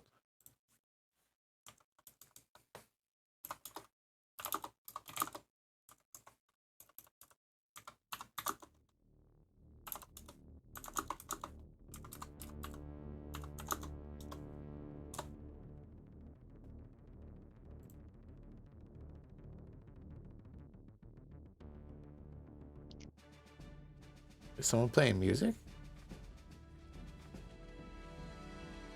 Yeah, I'm testing some of the battle music. Oh, okay. For a second there, I thought you were playing the intro to what is it? Final Fantasy VIII. I was like, Michael, I did not expect this from you. Nah, it's all Like, Kevin MacLeod.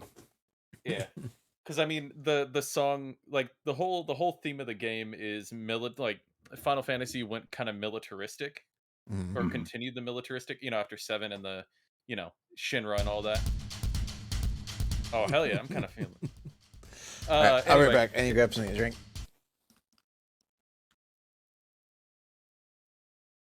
that's what I fucking forgot to pick up.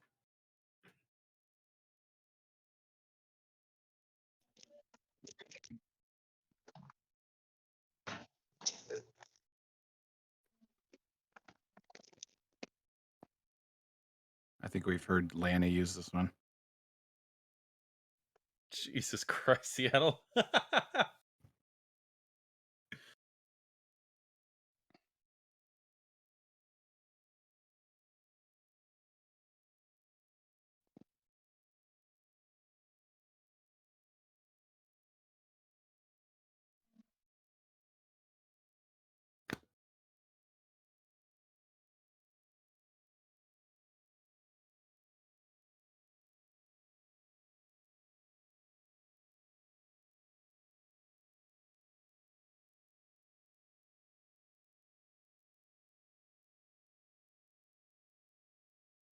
This one's.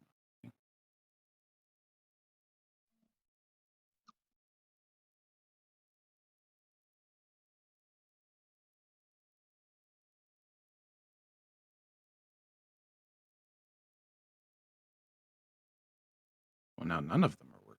The fuck?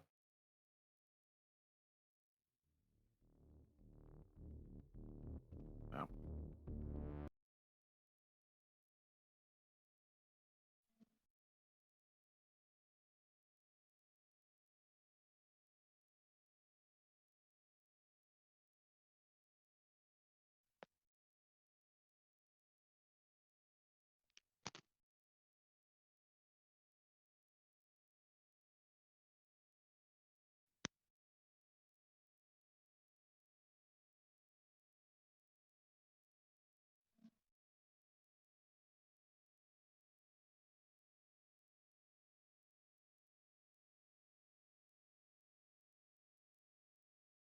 Damn, like the whole music system is like really like glitchy and laggy for me. I'm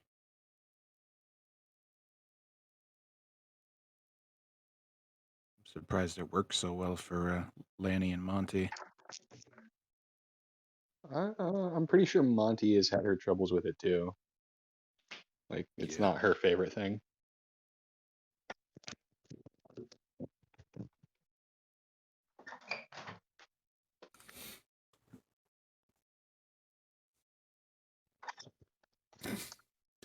I'm back, and apparently Seattle has decided to try and take over the chat. Welcome to Seattle's halftime show. So since I have you all here, tell me what's your favorite movie. Okay, How to Train Your Dragon. that's a good one. Oh god, my favorite movie. But yeah, the new Spider-Man one was really. God, it was good. God, I can't commit to that. Like, can we do genres? I can give you my top 3. I'll do you one better. I'm not just gonna name one. I'll name 3. Tom Hanks in Road to Perdition. or Tom Hanks's Road to Perdition. That's one of my favorites.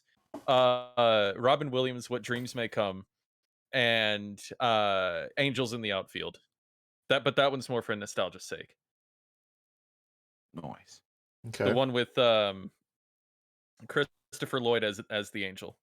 Mm. For the record, I'm trolling. Oh, okay. Sorry. Go on though. Hey, it got the conversation going though. And I think I've only seen that one like once in my life. Which one? The Angels in the Outfield. Yeah.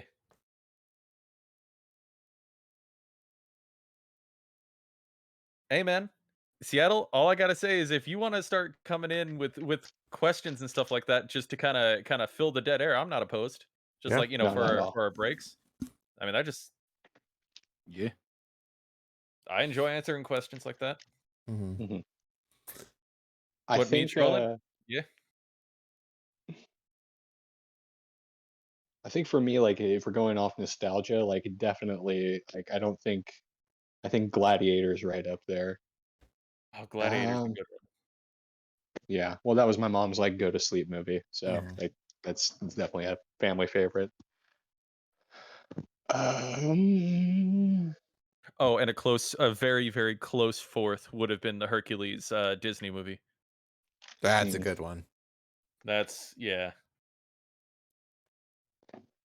Okay. I think if we're going like strictly off its own merits, like Up has to be one of the more perfect movies I've seen, right? Like Mhm. it just hits too many variables, ticks too many boxes to not be great. Yeah. I really liked Hacksaw Ridge. Which one was that? It's a it's the story of Hacksaw Ridge in fuck it. Let me look it up. Was that WW1 or 2? I think it was 2. Yep. Yeah. Okay. World War II American Army medic Desmond T. Doss, who served during the Battle of Okinawa, refuses to kill people and becomes the first man in American history to receive the Medal of Honor without firing a shot. Damn. Okay. It's got Andrew Garfield as the Oh, main that one character. like He just did a recently really came good out, like job. in the last year or so, didn't it? No, it's been out for. It came out in 2016. Oh, okay. Yeah, it's a good movie. Really good So, movie. within D&D lore, to answer Seattle's, well, he says, okay, so what's your favorite store in D&D? Actually, it's not a store, it's a bar called the Elf Song Tavern, where essentially the spirit of a woman is singing for her long lost husband. So, while you play through the game, you hear like the music in the bar is this soul of a woman singing uh for her long lost husband who was lost to the war that happened. Hmm. Wow. Yeah, it's funny, I actually wanted to do something with that and like make it an actual like maybe one-off quest to actually put her to rest.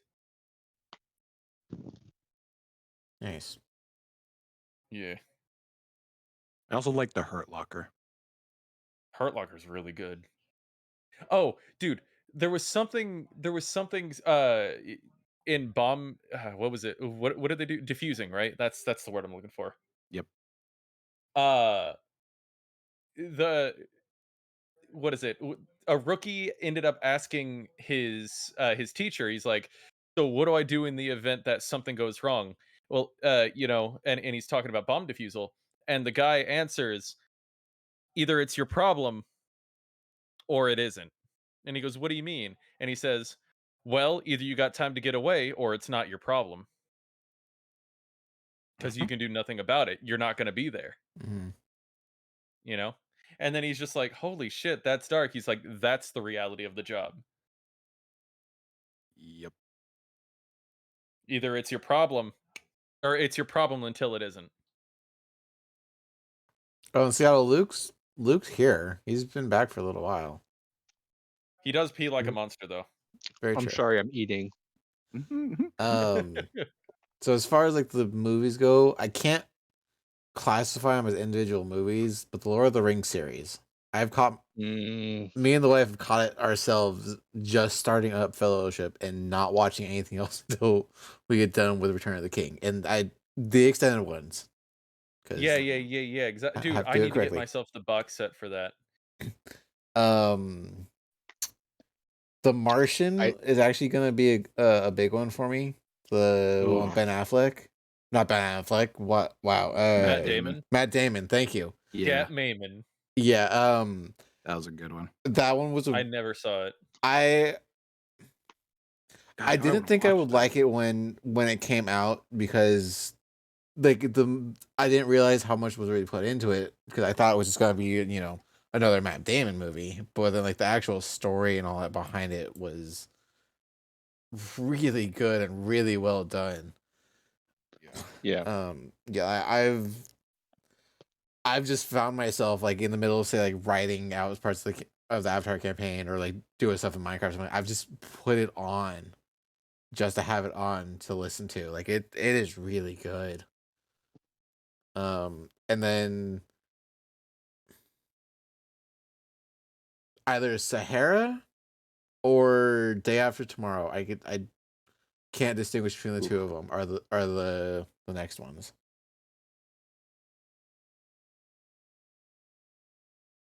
Man, I wouldn't mind a hyperglaciation event. We use that for our global warming. Right. Oh, he eats as he pees. You're a savage, Luke. Oh my God, I just tried. I don't know why I was compelled to search in Disney Plus for The Martian, but my favorite Martian came up. Oh my god, that's such a nostalgia trip for me. So you sing when you play the characters for the storyline.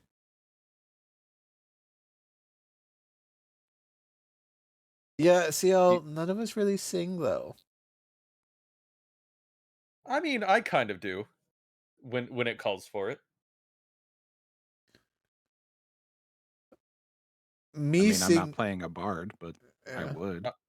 I am playing a bard, and I need to do it more. Sing, monkey, sing.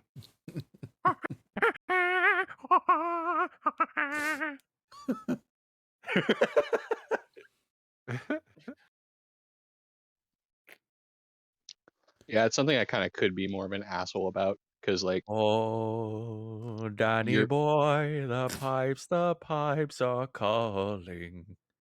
nice. Hey, my characters are simple. One cooks, the other punches things. Yeah, but I mean, like, for the bard, like all of everything you do is like based off of like verbal components, basically. Yeah. So like, it's one of those things where it's like, some DMs aren't as harsh about it, but it's like, I feel like it's kind of a fair balancing. It's like, hey, you can either sing for this for free, or you can pay like the 100 gold in fucking walrus droppings or whatever the fuck the random component is. All right, we're all here, right? Are we all ready to go? Yeah. I'm getting We're one burning last bite daylight with our stupidity. I'm taking one last bite of my fried rice and I'll be good to go. Oh, fuck you. Fried rice sounds so good. I wanted beef teriyaki, not beef fried rice, but this'll do. What, did they get your order wrong? No, They always- because DoorDash remembers what you've ordered previously, so I just hit a previous order thinking that it was the beef teriyaki. Chavez, I'll do you one worse. I reordered something and accidentally sent it to my work instead of my place. Oh, I live downtown and you remember where my work is, which is like a 30 to 40 minute drive. at least. There Yanni has was to hear the poop noises, guys. That's not a poop Ew. noise.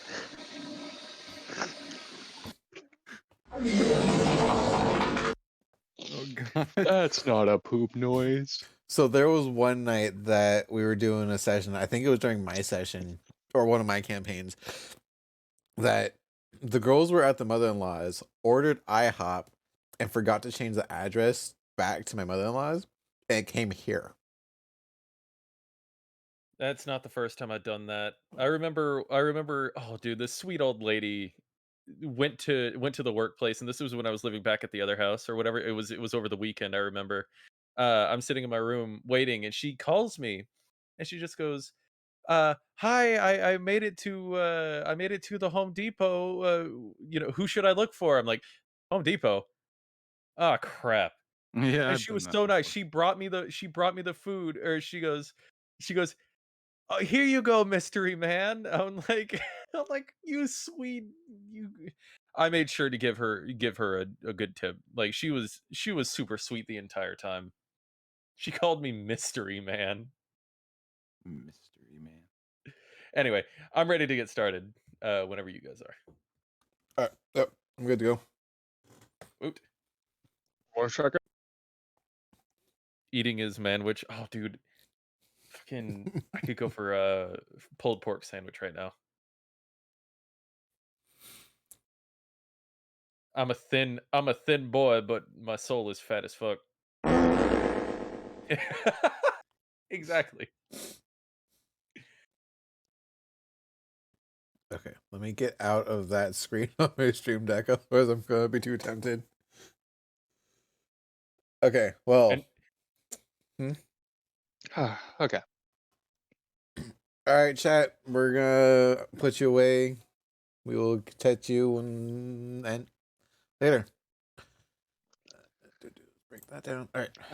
Bye, guys. Love you. I'm not going anywhere, chat. I'm not either. I mean, All we're right. still here. I just need to get off. I'm not of my going main- that far. Fuck. We're still here. I just need to get off of my screen, so I'm not constantly looking over at it. Yeah. That's fair. So just that's kind of an unfortunate side effect of streaming D&D. Like we shouldn't be looking at you guys for meta reasons. So sorry for any of you who we miss for shout outs and stuff. I have it up on my phone on a smaller screen. And it's kind of in a different direction, so I mean it's still up in case we have any problems. Well, I mean, But, like, this is- I'm watching for that sort of thing. Yeah. So Yeah. that everyone else can focus on the game. Yeah, and we appreciate you. It's just I don't know. There's some people like they'll be like, why don't they talk to us? And it's like, well, because it's D&D and that would be meta, and that's just kind of a common problem. We don't mean to besmirch anyone their bids. We're playing a game that requires us to keep our attention on it. It would be kind of the Wait, same you guys are concept. getting paid? Wait, what? We are? What? Wait, when? Wait. You said hired. But no, it would be kind of like the same idea if we were playing like a trivia game together and stuff like that. Like we wouldn't be looking at you guys because we wouldn't want to cheat. So it's kind of the same thing. Fair enough.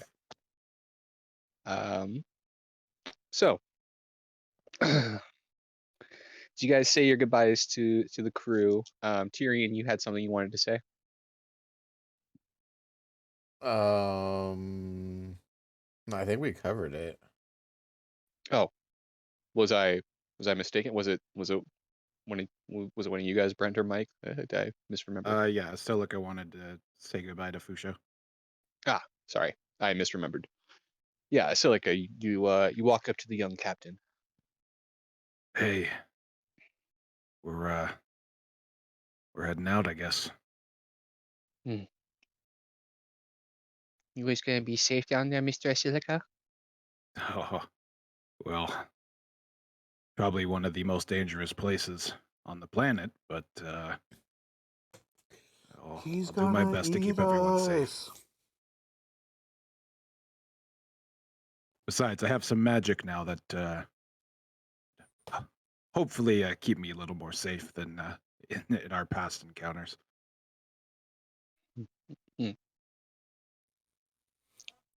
Well, you is be safe. You has your uncle's scary squid bubble. That is also true. He kind of like pulls your sleeve to kind of pull you in, and he goes to try to whisper at you. Please He'll, don't let Mr. No, he'll listen. He'll kind of whisper to you. Please don't let Mr. Tyrannesis fight the purple worm if you see it. He's very bad. He's very stubborn, but I will do my best. Father, don't tell me what to do.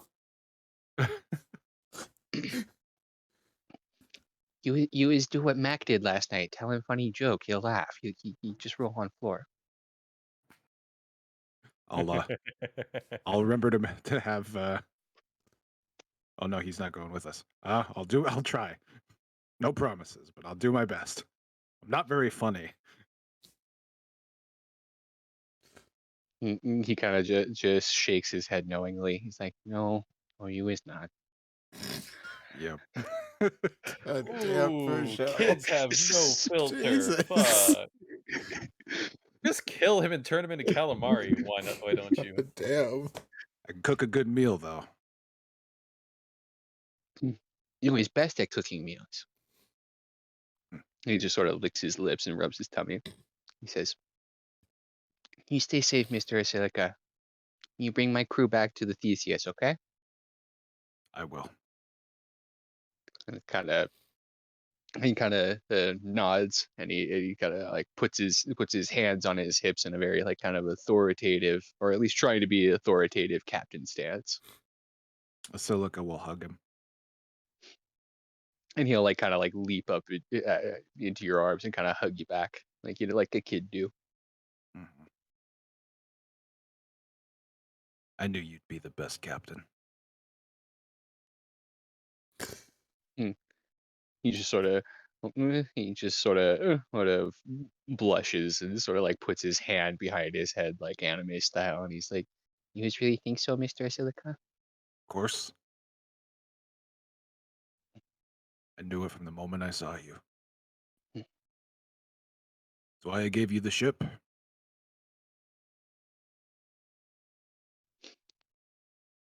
He's a good ship. He's a really good crew. And he's doing my best to take care of all of you.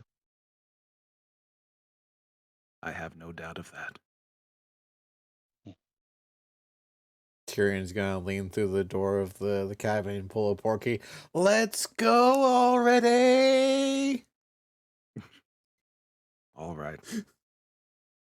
I'll see you soon, okay? Mac pulls Tyrion in. They're having a moment. Amazing. All right, well, here, we can meet him inside then. Let's go. I see you. He stops for a second. Mr. Asilica? Yeah? Where is I see you?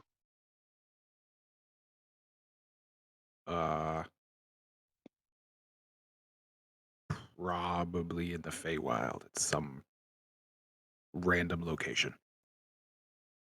You sound like Feywild. Yeah. I know. There's no saying where the Underdark is going to let us out. He closes his eyes and nods his head knowingly. Okay. I see you soon. You stay safe. You too. He walks back to the upper deck and starts barking out commands to the crew. Pull on the rigging, raise anchor, and getting ready to shove off and everything. He'll just Sorry, guys. Again, my watch him and nautical smile. knowledge. And he'll get up and go into the Schmachtobula. And Dirk will follow behind. You guys make your way up the ladder to the portal to the Tromactobula, and you go through three very odd scene changes as you step off the deck of a ship into the living room of a cottage and through the portal of a magical technological marvel known as the Tromactobula. And I'm just standing there talking to Anfo. And see, what happened last night was we were all out there, and I looked at the compact, and we just started blasting, pew, pew, pew. So Mac will just before or just after they walk in, Mac will walk right behind him Gentlemen, give them hell. And I'll expend a bardic inspiration use mantle of inspiration, giving all three of them temporary HP. Nice. How I'm much gonna use HP? my reaction to move. how, how much HP do we get?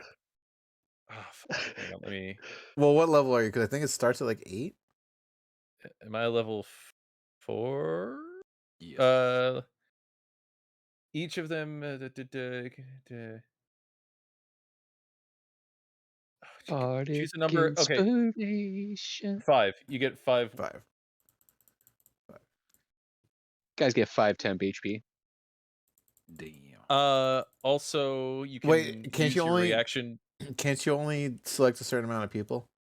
My charisma up to my charisma modifier. Okay, so how many are you You can selecting? technically select 2 more people. Yeah. Because there's 7 of us total, if we're counting Balasar. My charisma modifier is 2, but I'm wearing the suit, so that gives me a +3 to my charisma. So you can pick up. Wait, does that? You can pick up to Or is 5 that a people. check? Well then I will also choose. Wait, who's all going? It's you two, Salim. So Liv and it's Tyrion, Asilica, Dirk, Liv, Kark, Slim, Balasar. Well then everyone but Balasar. Rude. It's all I got, man. Well, You can't should you- be thankful you're getting anything. Can't you only do 5 because we got 7? So you need to pick. Oh yeah. So it's going to be. It's going to be Liv, Kark, Dirk, you, and Dirk. Fuck Or- Salim. He doesn't get it. Yeah. Fuck Okay, so Salim. everyone but Slim and Balasar then. Yeah. To be fair, Balasar does just fine on his own. He does. And Salim can prove this is his time to prove that he's not an insecure little twat. To be fair, anyway. with the temp HP, me and Balasar have like almost the same amount of health. All right, I need to get back to my duties on ship. Got to make sure Fusho's morale stays on the up and up to make sure everything runs properly. You got this. And he runs right back out the door. Bye, Mac. And with that, you guys make your way through the portal, through the alien garden outside the Nautiloid, and make yourself way inside the command room of the Tremoctabula. Sure do. All right. How do we do this again? That's an excellent question. Sit in the chairs. So, if Dirk's memory serves him, he will act as a battery unless instructed otherwise. Okay. So we have some. We've expanded some of the functionality of the Tremoctabula. I'm Gunner. Good. Basically, you guys have you kind of used it enough times that you can open up some different abilities. So basically, anyone who would like to sit on the so let me back up here. So if you want to, you can think about the command deck of the Tremoctabula very much like the command deck of any other like starship or anything like that. Think Star Wars, Star Trek.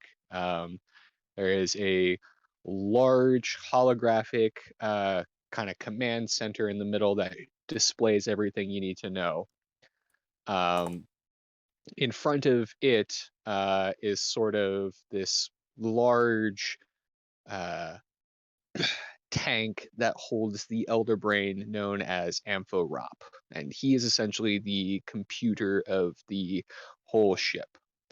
And then if you'd like to operate the Nautiloid will basically provide you with a Spelljammer, which I've kind of homebrewed these rules. We'll probably be getting Spelljammer rules later on in D&D. So that's probably coming up soon. So until then, I'm just homebrewing this. So sorry if this ruffles anyone's feathers. I'm running this the way I feel makes sense and fun. Real cool, basically. Yeah. So if you would like to operate the Trimoctabula, you'll essentially become a helmsman, is what we're calling it. And you'll sit down in one of these Spelljammer helms. And that you'll have to roll a DC 15 intelligence save, which is reduced by 2 for everyone who wants to help operate this machine. So, with 7 people, you guys can basically only fail this save if you roll a nat 1. Hmm. So go ahead and roll me an intelligence save, the lot of you. 18. Should we roll on for Balasar as well? Are you going to 15. have Balasar be help operate this ship? That's a fair point. No. That's it's totally doable. I just need to know if that's what you're doing. No. Okay. It's a 20 for Silica. On both Yeah, sides. you're all fine. And your 3 human crew members are also fine. Okay. So next, so you guys can all divide into one of 3 positions. So there is the pilot's position. And basically the pilot is literally operating the Trimoctabula. You get to decide the actual actions of the ship. This also means that you're basically the only one making decisions if the ship ever enters combat. Oh shit. Yes. So, so basically the way that combat will break down if this ever happens is, well, actually, do you want me to tell you now, or do we want to see when we get there? When we get there. Yeah, for sake of brevity, or sake of time, let's just do it when we get there. Okay, well then for the sake of brevity, I will say that as a pilot, your abilities will be that you have a sort of mild telepathy, both inside and outside of the ship. So basically, if you choose to be a pilot, you can talk to anyone who's in the ship telepathically. And then at will, you may also impart a +2 bonus to int, charisma, and wisdom saves to any creature within the ship. Nice. Yeah. As an arcane battery, basically you will kind of decide the power that the ship has. So you can provide 1 arcane charge just by choosing to be a battery.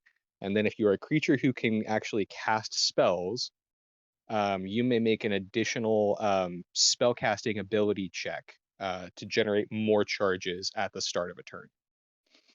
And then you also contribute to the HP of the Trimoctabula's shield, which is, as you can imagine, very important. Mm-hmm. Yeah.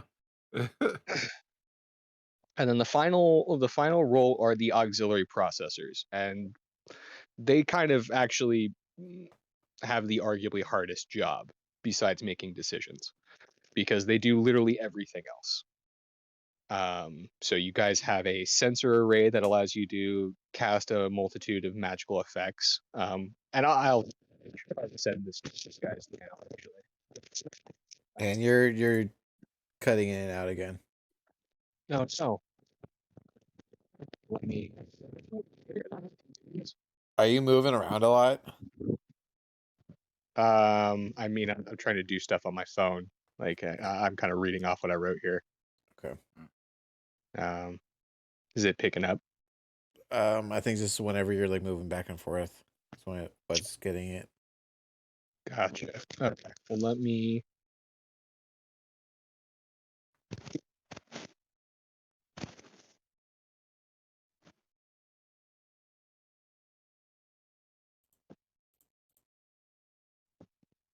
Let me see if I can send this to you guys through Discord, so you'll have access to it, because I didn't think about that earlier.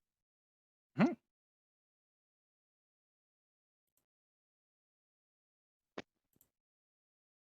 All right. You guys will be able to read that from D&D General if you like. Hopefully it'll open for you. But basically the processors have a sensory array which will allow them to detect various things. You have the repair function, which will allow you to actually fix the ship should it take any damage. You have a manipulator, which basically allows you to activate telekinesis on inanimate objects and stuff like that outside the bubble. And you do have weapons, which are fun and we can get into. I know where I'm going. Right? He did say he wanted to be a gunner. Okay. So we have one for a processor. You have an arcane battery. All right, so Dirk, you want to be an arcane battery? Excellent. It's basically the healer anyway. Yeah, I'm a- and this core can power quite a mighty thing. There you go. See, this is the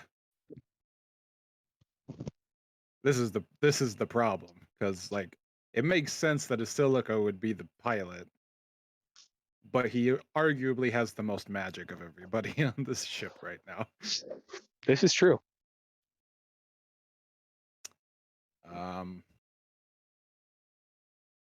You already see Dirk pulling out his prayer mat. Who of the 3 remaining humans looks competent enough to drive the ship? Live. Yeah, hands down. However, make she's also Kark a never battery. driven this thing before. That is fair. I would argue to put Salim as a battery and Kark as a gunner as well. And you can also, like I said, you can use Balasar for one of those roles. I'd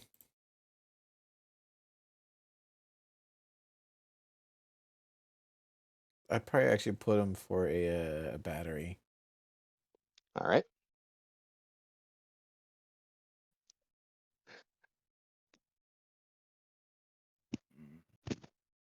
Wait.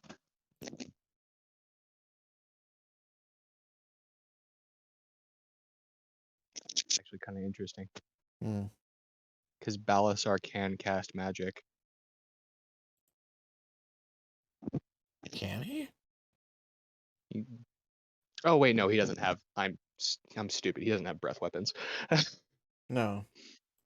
Not with that at.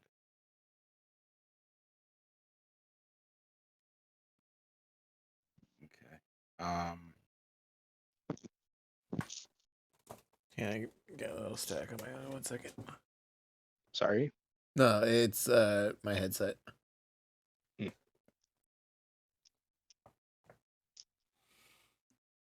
Headset's getting a little old, so it's starting to get a little it's like light oh crap, what the hell is it? Morse code kind of tapping. Ah, gotcha.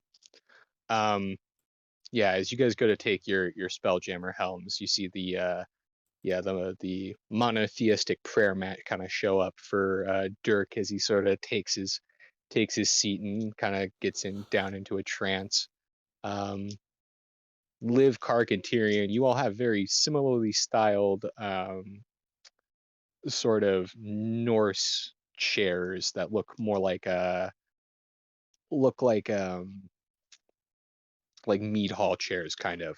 Although yours specifically have a few more like draconic runes kind of carved into them. Fitting. Nice. Yeah. Balasar just gets he just gets like a little rug, like a fur rug of some animal that you can't identify, but it seems to have like arcane runes and kind of wires running off of it that connect it to this technological marvel of a ship. A small pile of gold just pops up and he lays on it. There you go. I mean, gold is conductive, so I mean, it works. It does.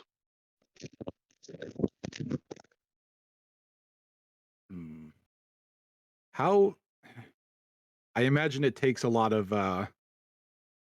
mind power and could be potentially dangerous to swap between different roles. You would have to jump out and make the check again. Yeah. And if you were in combat, that would take like your entire turn to do. So you wouldn't even be able to do anything. Yeah.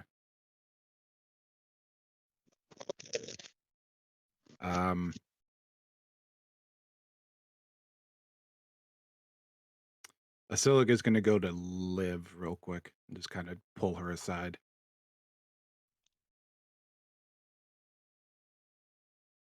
He's just gonna Yep. be like, hey, so you kind of seem to be the most competent person of this this crew here, you know, enough that I would trust you to drive this thing. Dirk's head snaps your direction with red glowing eyes. Do you want to drive this thing? Do you want me to try? No. His head snaps back to where it was and he goes back to praying. You don't have to do it now, and obviously it's quite a thing to see for you. But this thing runs off magic, and I have the most of that to give here. Do you think you would be willing to learn how to drive this thing? She sort of like looks at you and sort of looks over to Tyrion, like kind of waiting for some kind of like response. This is out of my hands.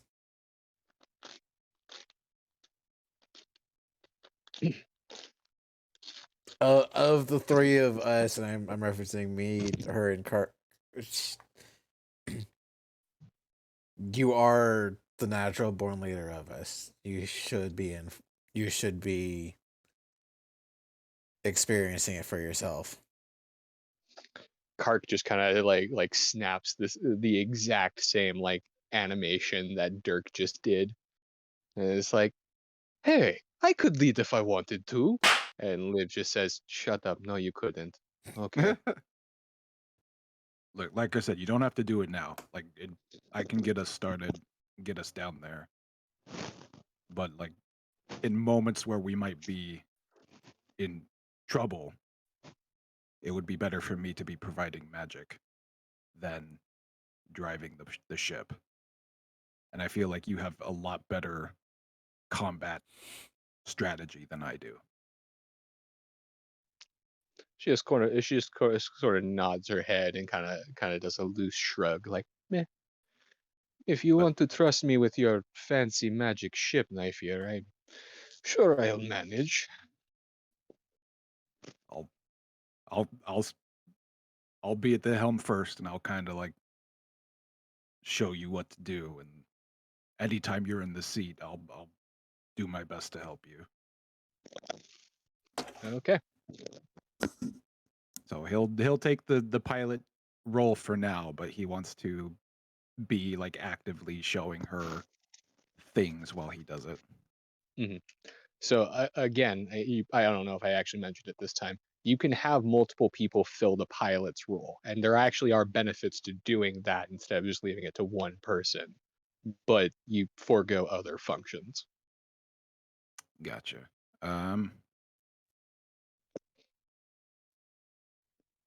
Interesting. Since we're not in combat now, this might actually be a better time to try and teach her.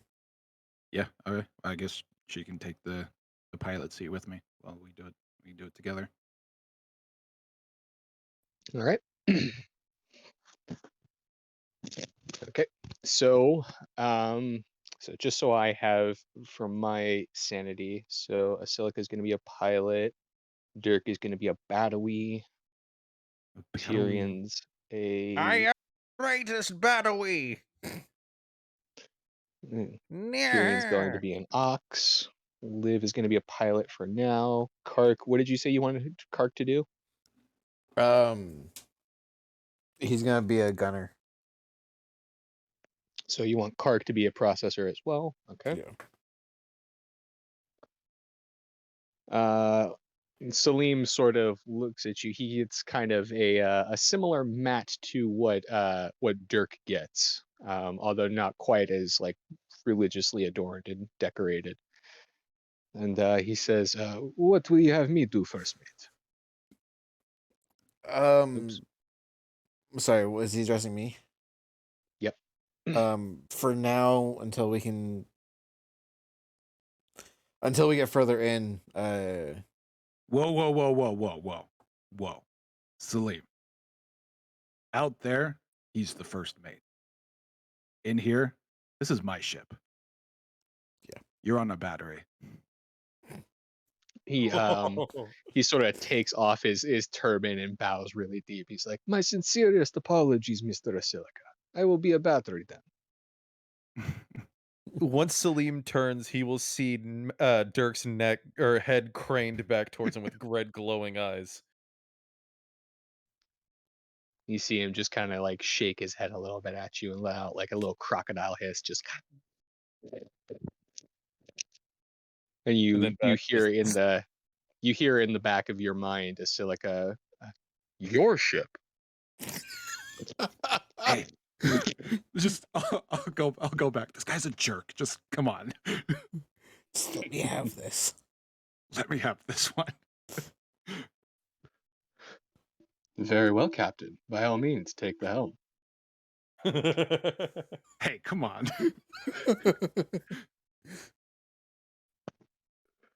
All right. So, by the way, you guys were able to access that document I sent you? Yep. Yes, I currently have it up. Cool. I can't necessarily access it because it's gonna pull it up on main screen, which is what I'm streaming off of. Fair enough. Then I will explain it to you on your turn, Okay. if you need me to. Okay. So, Asilica and Liv, you guys kind of sit into these chairs, and it is very much like plugging into the Matrix. In 1 minute, you're in the middle of this Starship Enterprise looking thing, and the next minute, you are literally in a cyberspace full of different arcane runes of different languages and different walks of life. And you see yourself kind of in a floating Tronscape with you still have like this kind of like hollow table kind of in the middle, but there are no real walls or floor around here. It's just sort of digital versions of yourself kind of floating in this Magitech space. And Liv just kind of takes a look around at herself and says, "Whoa. Okay, not what I was expecting. Yeah, it's I pretty thought there would be wild, I thought there would be a wheel or something." Nope. Just runs on willpower. And magic. Or in his case, won't power. And you see across the table from you, you see the tall mind flayer visage of Ampho Rop, presumably back when he still had a body and wasn't just an elder brain. And he puts one finger in the air and it says, "And science." In science. Now then, we have a lot. This is the real captain, by the way. I'll just say to her. He sort of extends a hand out to sort of take hers. He says, "A pleasure to meet you, my dear. Ampho of the House of Rop." And Liv just kind of floats there in cyberspace with her arms crossed, and she says, "Liv of the Vemilaga." Right. Nice to make your acquaintance. For the rest of you, it's a very different kind of feeling. Anyone who chooses to be an Arcane Battery, it's very much like going into reverse sleep. You basically lose consciousness, and you wake up more tired. Well, considering I'm a construct. Oh, right. No, low battery. You just hear Dirk going, Daisy, Daisy, give me a darling dear. For those of you who run auxiliary processors, it's a little different. Where's the big red Kinda hard- button? Push it. Kind of hard to describe. You have different kind of capabilities, but it's more like you're sitting. How do I describe it? You don't get like a cyberspace version of yourself. So you know that you're in the Spelljammer helm, but you're just kind of sitting there waiting for instructions from the pilots. But you can't really communicate except for amongst each other. So it's literally just Tyrion and Kark in this room able to kind of talk to each other. It's like, so what do we do now, brother? We sit and wait. All right. And back in the command station, in sort of cyberspace, Ampho sort of kind of crosses his arms kind of behind his back. He says, "Right. Well then, Asilica, my boy, where are we off to today?" The Underdark. Into the Via hole. the giant hole in the center of town. Well, outside of town. You see, he sort of like squints his eyes, kind of like at a pleased smile, and he's like, on holiday then. Sure. Underdark must be lovely this time of year. Right. Well then, it looks like we're gonna want to expand the bubble.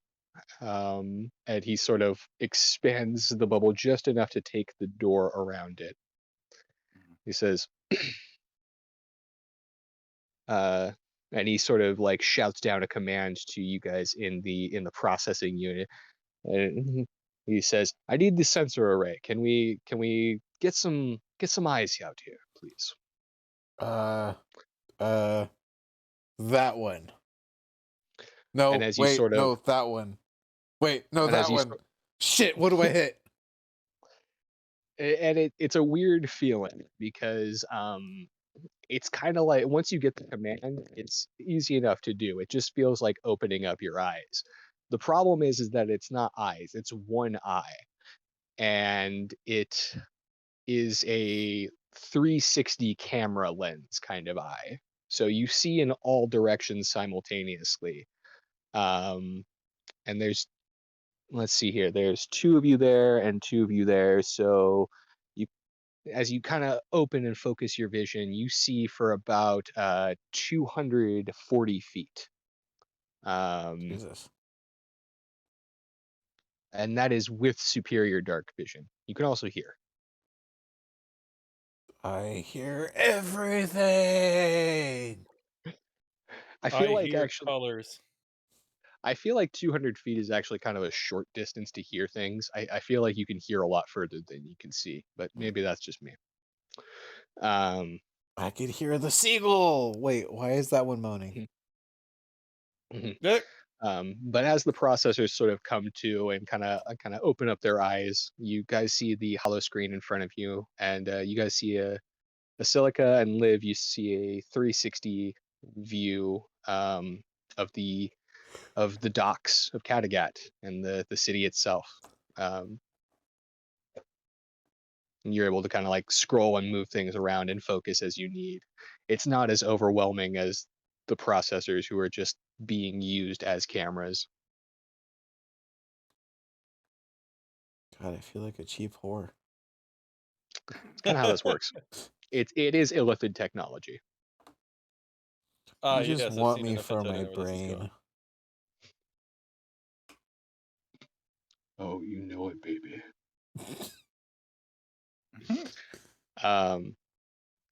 Right. So how do we make it move then?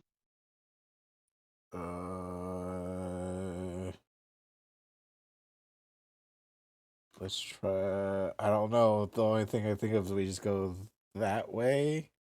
Don't know how this Tyrion, works. you have no Tyrion, you have no voice. The only person you can talk to right now is Kark. That's who I'm talking to, isn't it? Oh no, I'm sorry. That was Liv. Oh, Lip. Okay, never mind. Okay. My mistake. I got my Norseman confused. Is there any route off of the ship? Like, is there like a ramp onto the dock? Yeah, there is a gangplank that they have not lowered yet, or they're not raised yet. So yeah, you can make your way off the dock that way. All right. He's gonna get them off of the ship first and kind of get them on land. Just because it's he's done it before and he doesn't want to give her like something too difficult to do. As her first thing, Yep.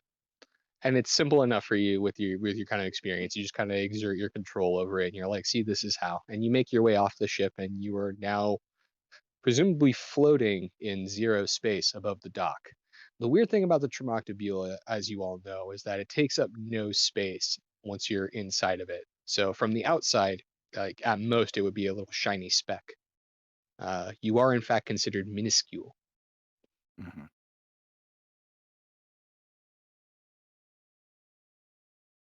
Dope. She says, Um, "Oh, sorry, what was that?"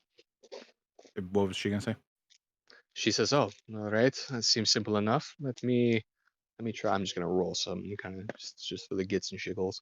Um, she tries to like exert her control over the Tremoctabula and immediately runs right into the wall outside the city. Just and while no one on the outside seems to notice, you all feel the ship shake as this thing hits solid rock. Oh, yep, okay, yep. That's that happens. That happens. It's okay. Ampho just kind of coughs. Yes, well, I remember my first day. Look, I think that one was fine. We weren't going terribly fast, but if we're going to the Underdark, you'll want to avoid that kind of maneuvering. Might damage the ship. Kark, I'm too sober for this. But as you kind of re-exert your control, so like I'm assuming you just want to take us over to the pit here. Yeah. All right. And you sort of weave your way through the city. It's really weird because you try to like avoid people, but there's not really any reason to. It'd be very hard for you to run into an actual human being as small as you are. But you kind of weave your way through the city, and you notice that a lot of the buildings that got destroyed in the shelling from the battle have been fixed up quite well. Um, you don't see any bones anymore, so it looks like they cleared up the last of the knolls. You still see spots where like there's clearly signs of battle. Um, like some of the dirt is still stained with blood because no one scrubbed the dirt, and there's still like cannonball craters here and there. But it looks like they cleared out most of the broken stalls and produce and things like that. The flower scorch marks. Wow, they work fast. Yeah.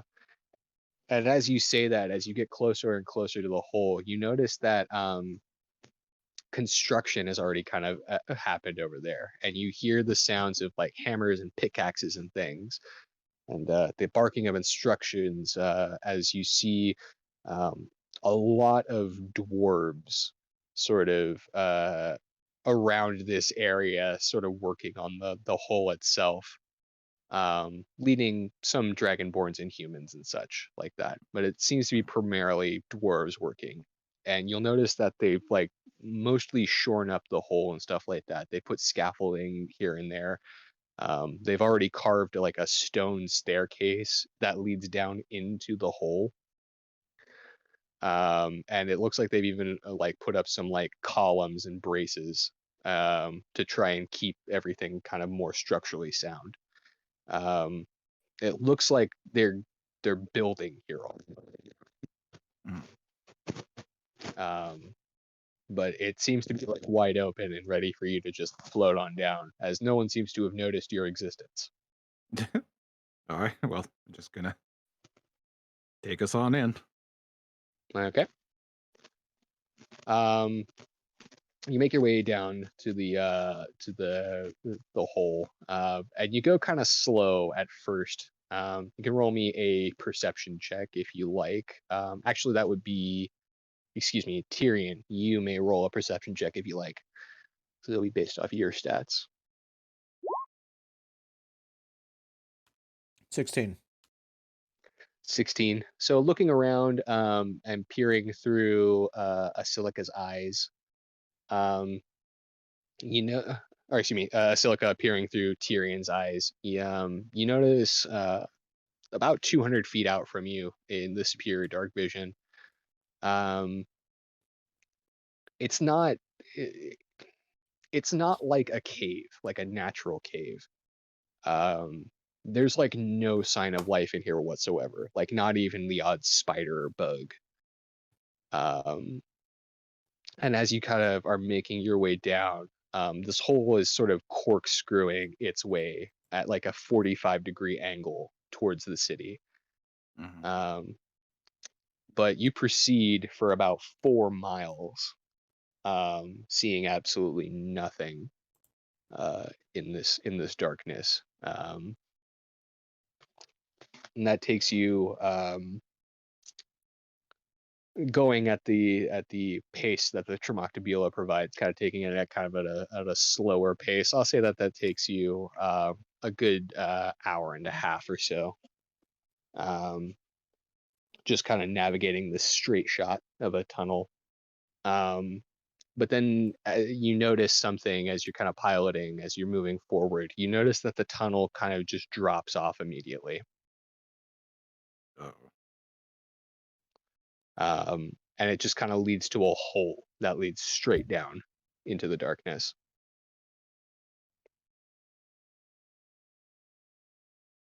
Well, I think that's where we gotta go. Hmm. Can this thing just fall down holes and survive? Well, we can make it levitate.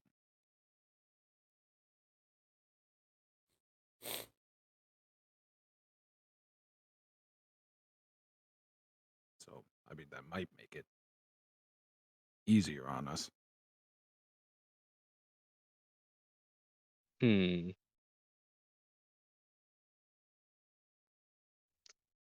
Um. Yeah, that's absolutely something you can do. Um. So you wanna make the Tremoctabula kind of levitate downward. Yeah. All right. Um. So yeah, you kind of push the Tremoctabula down into this hole, and it's pitch darkness. Like you come out of the roof of this cavern essentially, because this hole is just kind of opened up to what appears to be another cavern. And you fall, and you fall, and you fall, and you fall for like a good like somewhere between half a mile and a whole mile, Damn.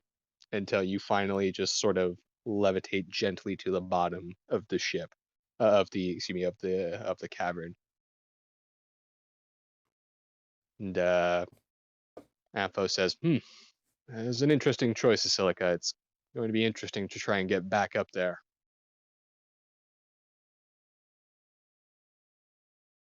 Well, this is the only way forward. Mm-hmm. Shabazz, go ahead and roll me another perception check. 15. 15. Um, as you are kind of looking around in the darkness, this 200-foot space, you see sort of milling about several figures that you immediately identify as the same sort of null skeletons that you fought before. There seems to be something like 24 of them. just kind of milling about. And you see a few of them have even like fallen over.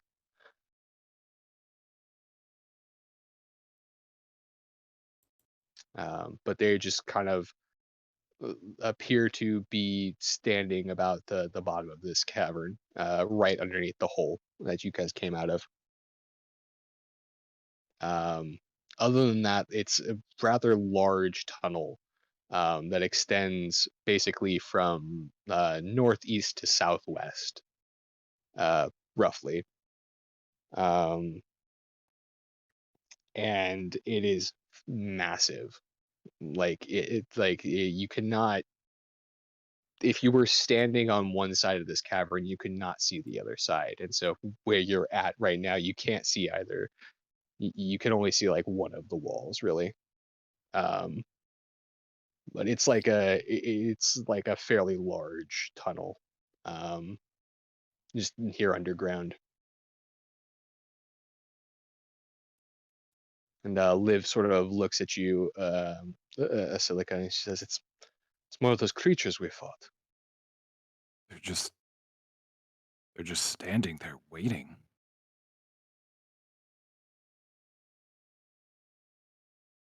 I wonder if they're waiting for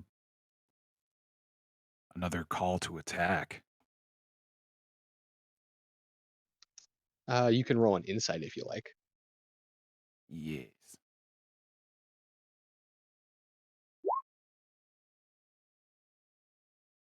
Nine. 9. It's hard to get a really good read on them. Oh yeah, it doesn't do anything. Being that they're just kind of arcane skeletons. Yeah. So yeah, maybe they're amassing for another attack on the city. Maybe this is where they live. You know, it's anyone's guess. Like what's going on here. Yeah. Well, I guess the only thing we can do is try and move past them. Well, which direction do we go?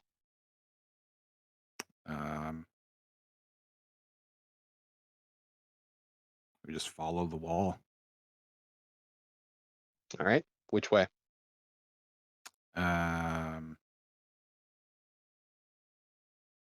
Left. Left. So southwest. Sure. Okay. I mean, I can tell where we came in, right? You cannot see the hole that you came in from Okay. where you're at. It is well above you. And there's tunnel behind us and forward.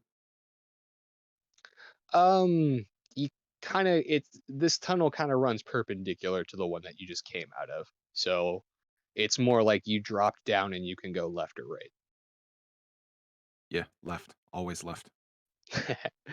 Okay.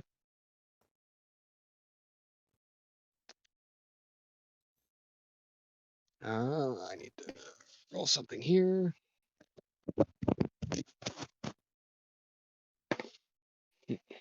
Okay. You kind of make your way past the knolls as best you can.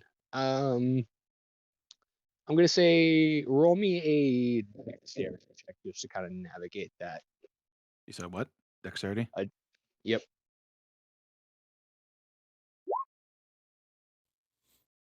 21. 21. Yeah. You again, your vision is kind of weird, so you go to move forward and like a knoll moves right in front of you and you're like, whoa, and you just kind of swerve around him. But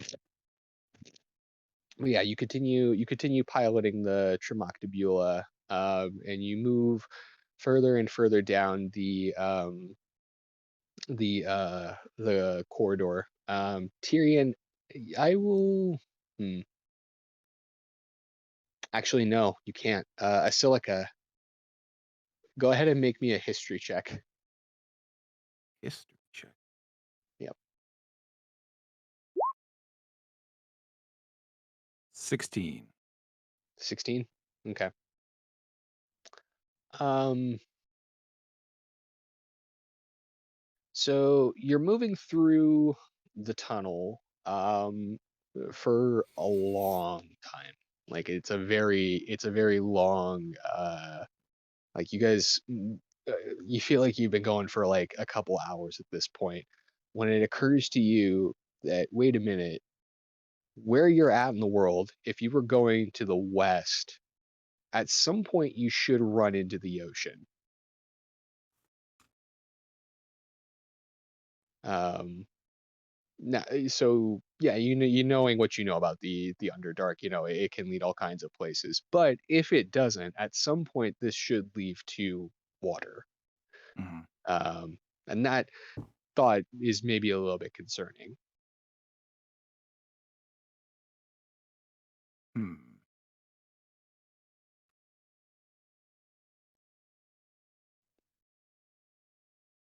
I guess we're turning around. Going Are you really? more. Well, I mean, I'll kind of like. I guess I'll kind of turn to Liv. Be like, you think that's a good idea, or should we stay on course? Um, she sort of shrugs her shoulders. She's like, "I'm here to learn." Hmm. That's fair.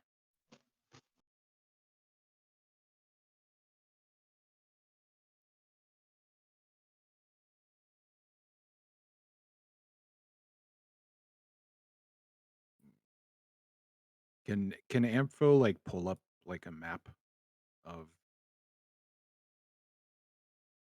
the world? Yes, he can. And he pulls up a map of the known world.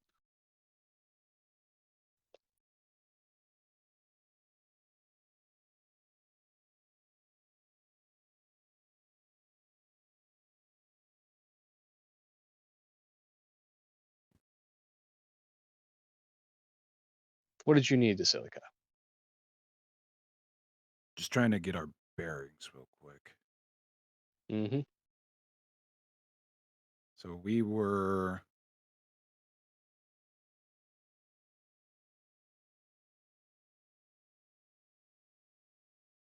Where were we? Uh,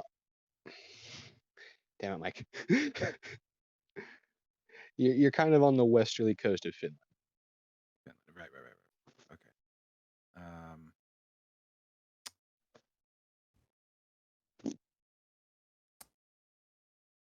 Luke, quick question. Yep. Because I was able to pull up the document on something else. The spells I can cast, do I need to know them, or are they just things that the ship knows? No, those are things that they're built into the ship. Yep. Okay. Um, can I spend a charge to use detect magic? Yes, you can. Okay. Um, Do we have enough for that? There's only 3 people in the. it only takes one charge. We've expended 3 already. Oh, I Nope, have one. that's not how it works. Oh, okay. Yep. Okay. How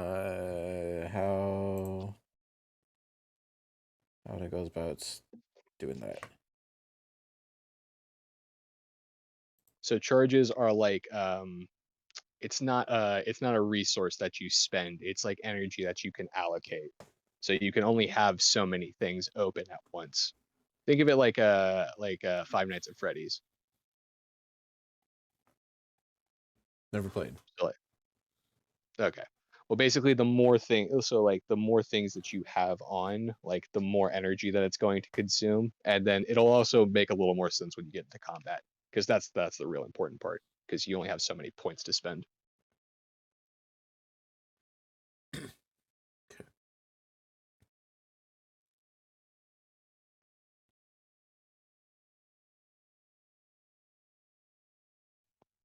Do we Is it- get?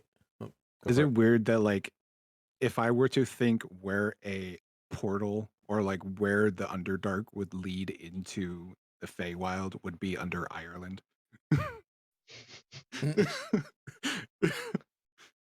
Sounds just like the right place for me. That's Arctic Charter, that, I'm gone. that's actually technically the case. Although not under it, but Wait, what? It is Ireland. The Feywild is Ireland? no, it leads to Ireland. Like that's one of the easy ways to get to it. Like, Is it behind the waterfall? Reference to the movie behind the. Okay, I'll leave. Moving on now. Yep. So yeah, okay.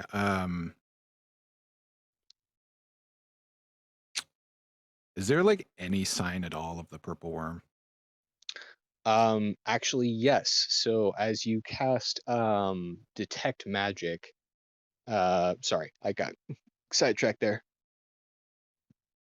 What does detect magic do? Because I think that will give you something. It detects magic. Does it? Does it really? It's going to detect these hands in a minute. It will. Presence of magic within 30 feet of magic. In this way, you can lure any visible creature or object and magic.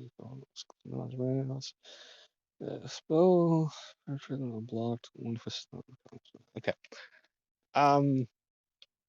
So yeah, as you are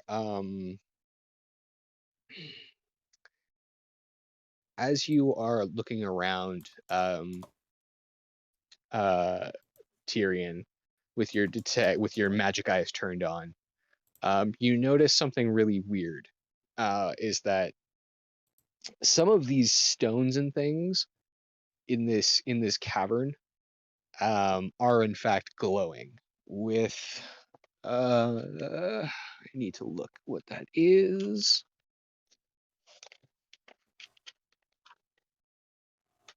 If they're arcane runes, wouldn't they be divination? That's not what it is. No. It's evocation, isn't it? We're fucked. Well, fuck. Abjuration. Oh. As you look around this cave and stuff like that, you notice like some of the rocks and things like that, just the rocks themselves, seem to be glowing with transmutation magic. Those are And traps. as you kind of look at them, they're not like, it doesn't look like something. It looks like a few of them have been like, how do I explain? Like there are a few rocks up against like the ceilings and walls and stuff that seem like they're not.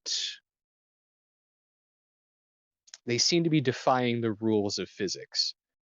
They look a little too big to be kind of like floating against the cave wall the way they are. Some of them are just kind of slowly turning in air even. And you notice that like it seems the glowing aura seems to form a trail like of just these rocks that were just sort of touched by this transmutation magic. And it's a lot of them. Like like whatever it looks like something about the size of a purple worm came through and touched everything with this transmutation magic. Basically. You said it makes a trail? It does make a trail. And the trail does in fact it leads both in front of you and behind you along this cavern. But it does appear that the direction you're going is a little fresher, if that makes sense. Okay, so we are going the right direction. Yeah. We'll just stay on course then, I guess. And following the trail.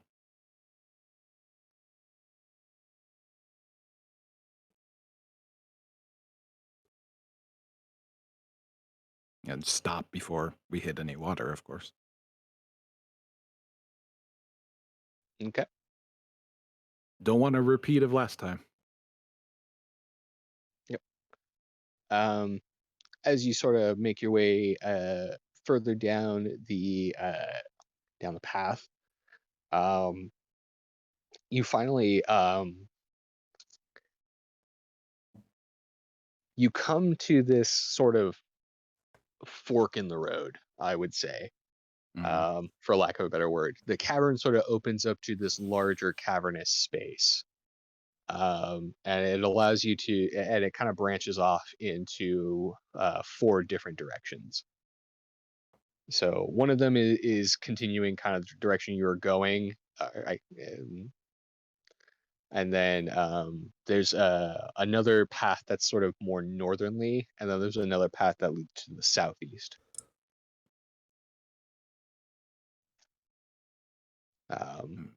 But again, using your detect magic, you can see that the trail sort of continues this sort of northwesterly path.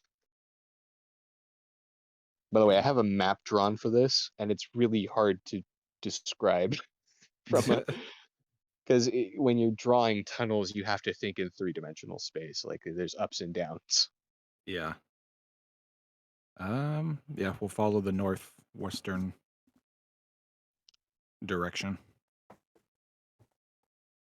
Okay. Mm-hmm. Like, this is the way we need to go if this is where this thing is going, but it just feels so strange that we're following something so dangerous. Yep. And you continue making your way through the cavern, and basically you follow this path for it goes from hours into days. This cavern doesn't really change. There's no offshoots or anything like that. There's some nooks and crannies here and there, and even a few crevices. But this cavern, basically, as you continue to follow it, you just kind of keep maintaining the same pace on and off again for about 9 days. Damn. Yeah. And of course, you guys, in that time, you take your rest and everything like that. You have plenty of food to keep you going and stuff like that. But it's more or less just very long treks of you guys plugged into the matrix, followed by Antho saying, "All right, it's time for all of you to get sleep."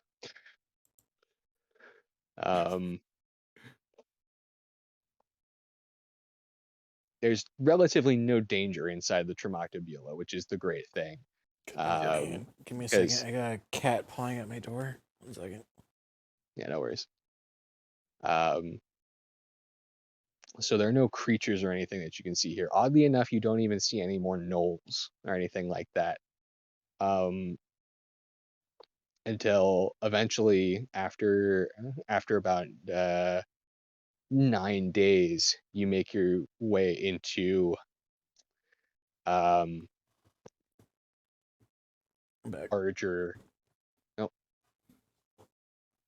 So after about 9 days, you guys make your way. You finally make your way to another junction. Great. And this one is much larger and much more intricate.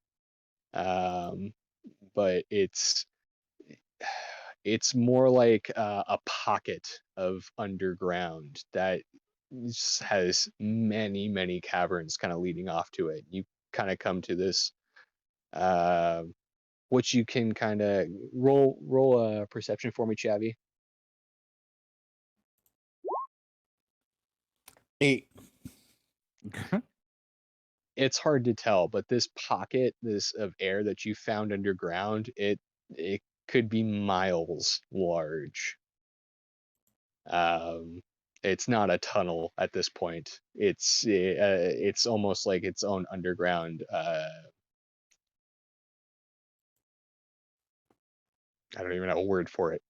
it's just a large bubble in the ground with like dozens and dozens of caverns at different elevations and stuff like that. It has cliffs and ridges and things like that. There are stalactites and stalagmites and things. But unfortunately, you only have the dark vision to see about 240 feet ahead of you. So anything beyond that is kind of obscured. But it's just this massive cavern. And unfortunately, as you make your way to the cavern, the trail of stones stops glowing. Gotcha. And so like you can see the stones kind of behind you still kind of with this like barely residual residue of glowing magic as it's now kind of worn off. It's been so long. But you have no trail here. It just kind of comes out to this junction cold.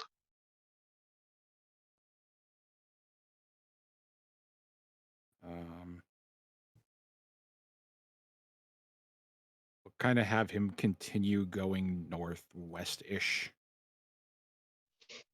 just kind of slowly, and then so that we can kind of look around while we're going, just find anything.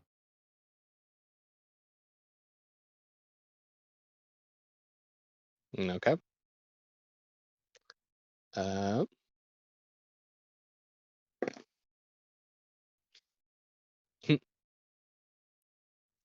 as you're kind of, I guess, Chavez, go ahead and make me a perception check. I should probably be doing these for Kark as well.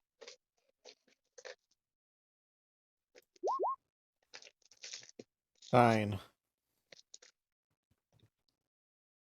Yeah, you're looking around, and you're not seeing much of anything when Kark says, "Wait a minute, what is that out there?"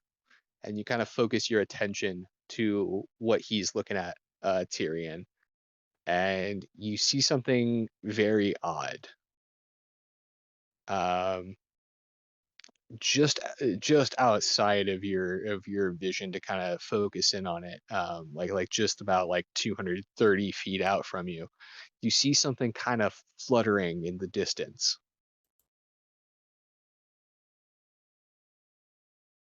I mean, I And can't it's really say, like, well, can we tell what it is? a silica. As you look out this at this thing, you see something kind of like bobbing up and down in the air, um, kind of roughly in your direction.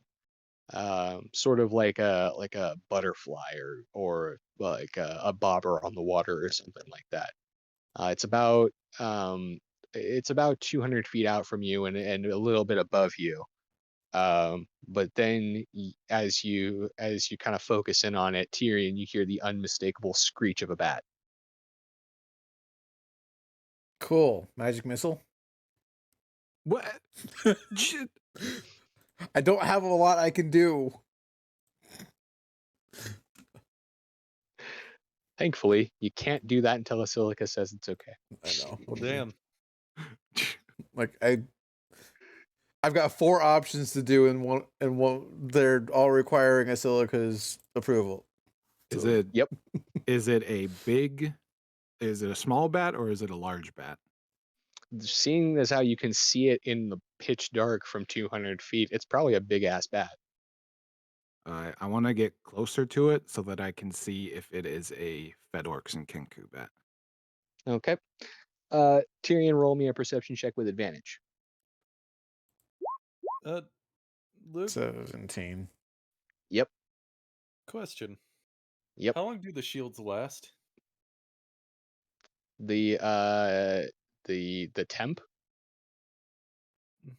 Yeah, the temp HP, that's probably gone by now. What? No, not that.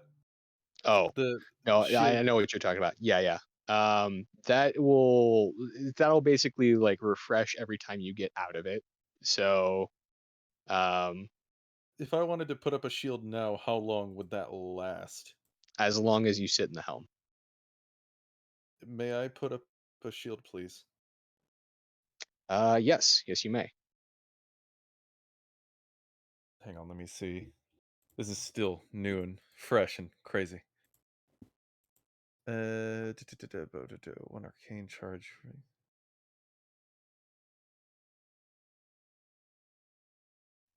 May roll its spell casting ability.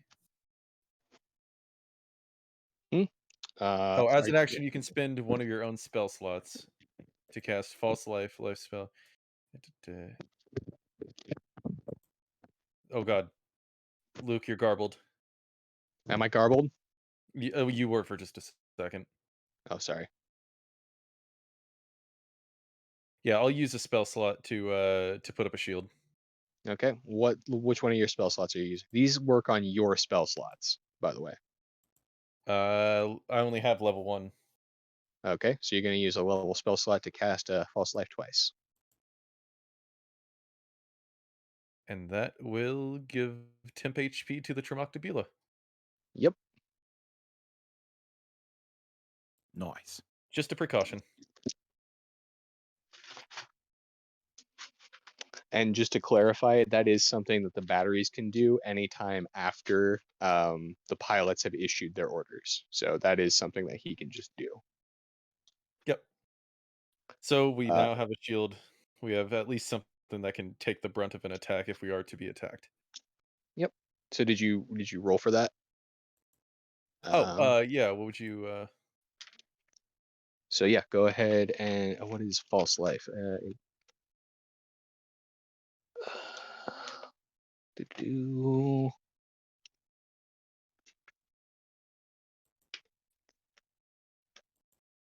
false. This sentence is false. False life, range, self, one action. So you roll 1d4 plus 4.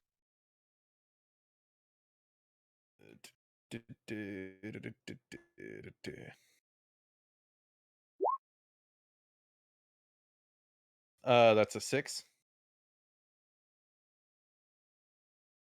And do it again. You cast it twice. Yep. Oof.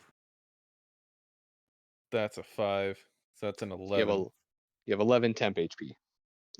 So the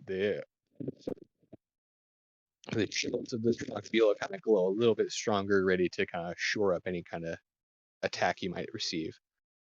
I am the protector. Were we able to tell what kind of bat it was with that perception? Yes, with a 17 in perception, as you make your way kind of closer to the bat, yeah, Silica, you notice that this thing, it does seem to have on its back an orc and a kenku on a saddle. All right. I'm going to follow it. You're gonna follow it. It is actually making its way the opposite direction from you guys. So it looks like it came from the direction that you're heading.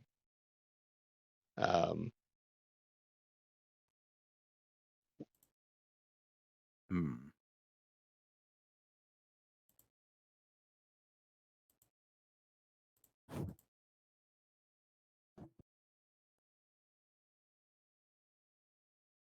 How far away from it, from us is it? I would say at this point it's just under 200 feet.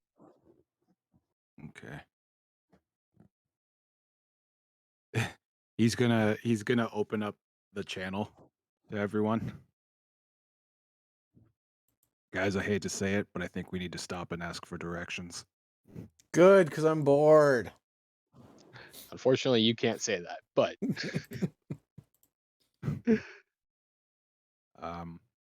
Silica's gonna park. okay. He's gonna open up, or he's gonna have, or ask Amphro to open up the door, or open up so he can leave. Ampho kind of like puts his hand out. He's like, "Are you sure that's the best course of action, Asilica? Don't you want to find out who they are first?" It's Fedorks and Kenku. They're not gonna attack us. Very well then. And he doesn't stop you. The bubble kind of recedes, and you see a door kind of. If you were in the cave, you would see a door kind of show up out of nowhere. Just kind of standing in the middle of this cavern. He's gonna make his way out. Yeah. Okay. The rest of you at this point can also detach and stretch your legs if you choose. Yeah. Tyrion's doing that with Balasar and walking out the door. Okay. I don't see the point in being a battery if no one else is controlling the ship. Yeah. So I Fair will enough. follow the crew. Okay. You follow the crew outside. Wait, Alright. does that mean the shield goes down? It does. I will sit still. You will stay plugged in. Okay. I will stay plugged in. I already wasted a spell slot. I'm not gonna Sorry. waste. No, you're Smart fine. move. The shield flickers for a bit as Dirk notices you guys leaving, and then he goes back to being the battery. All right. So Tyrion, Asilica, and Balasar, y'all step out and you see this. Well, actually, you can't see him now, um, because you no longer have the extended dark vision. I mean, I have dark vision up to 120 feet, so I'll see him eventually. Same. Yeah, you hear him kind of squeaking. You hear the bat kind of squeaking in the distance, and then it gets about 120 feet away from you. Okay. I'm just gonna like call out to it, like, "Hello up there." Right. Um, for a lack of a better check, go ahead and roll me persuasion. Um,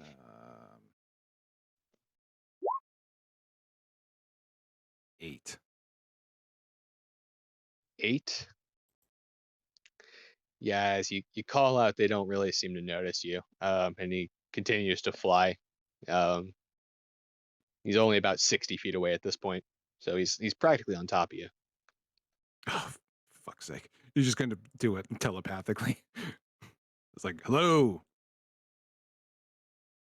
To who? The writer. Okay. You say hello, and you hear back in your own voice, "Oh, what the hell?" And you see like the bat kind of like kind of pitch to the side for a second. Um, you hear kind of in your voice, "These ain't my regular voices." What? What? lost. Can you help us? Yeah, I was just like, "Hey, didn't mean to startle you, but this was the only way I could get your attention." What? Who is you? Where is you? We're 60 feet ahead of you, and we're on the ground. Kind of lost. We need some help with directions, if you wouldn't mind. What? How is you speaking in my head? Um, I can use. I'm a telepath. It's a bit of mind magic. Roll me another persuasion check.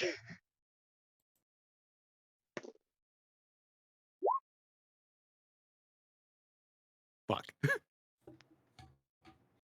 I'm gonna eat your brain, orc. Ah.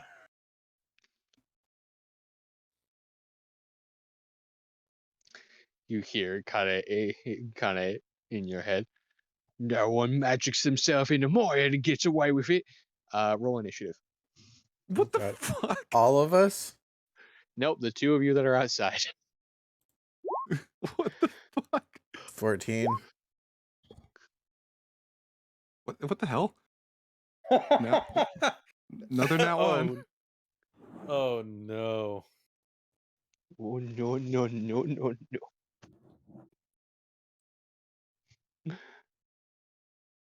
All right. So, Tyrion, you're not sure what's happening. Nope. It's your turn. Did I miss something? He probably would have heard everything. Or are you just keeping the channel open? Yeah, I keep it open for sake of at people knowing what's going on. Okay, well, I'll say for the sake of brevity, then yes, you heard what's going on. Would that extend into the Tremoctobula? Or would that be considered another dimensional space? Yes, it would. You would be able to hear him as well if he's just keeping the channel open. It is Mind Flayer technology, after all. That's kind of how it's designed to work. I was just curious. Yeah. So yeah, you I guess you could, if Basilica is keeping his channel open, then yes, you can hear this conversation as well. Which means One second. I'm So- gonna roll something. This is purely for me. For a decision. So Tyrion's gonna just look at Basilica, look at the orc, look down. Dirk is gonna dash out the door. The shield goes down. it doesn't go down. Oh, it doesn't. Salim is still a battery. Oh shit. So it's still 11 strong. Yep. All right. Nice. Shit. I completely forgot Salim even existed. Most people do. Well, you don't really try to remember dickheads. So Fair. anyway, yeah. So do you mind if I I can wait, but do you mind if I roll initiative? Yeah, I'll let you roll initiative now, but you don't have to. Yeah. Okay. Actually, I'll take last initiative. Since I'm entering the battle last. No, go ahead and roll for it because you're a part of this too. Because you would have been able to hear all of this. Okay. 6. 6. So not okay. last technically, but yeah. Yeah. So seeing as how we're in a fight, is that appropriate now? Sure. Yep. Okay. How did Tyrion, we manage to? Oh, Tyrion looking over at Basilica, just, I'm not mad, just disappointed. Look. why? You try reasoning with him then. Hey, fine. I'll look up at the bat. Oh crap, since we're technically in initiative, I don't have a lot of free speech, do I? Nope. That's what you get for wasting it all on clever RP dialogue. What did you want to do? I was gonna try and tell him, like, hey, we're not here to fight. This this fuckhead got us lost. We're trying to figure out where the fuck to go. I'll give it to you as an action. You can try and persuade him. Okay, I'll take it. Persuasion 20, not 20. Nice.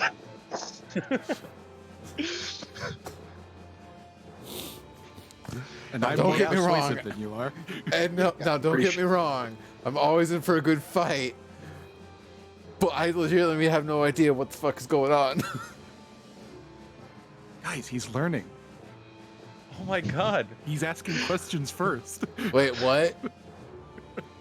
Oops. He says, "Wait, what?" Pulls out an axe, starts to sharpen it. Oh. Uh-oh. Sorry, I accidentally left the game. Our you hear our god is dead. you you call out. Unfortunately, you are still in the combat initiative, so you're not sure what's going on up there, but they seem like they're still charging towards you.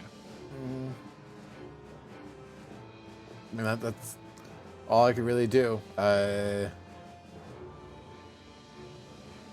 Yeah, that's gonna be it, because Tyrion has no idea on what exactly is going on.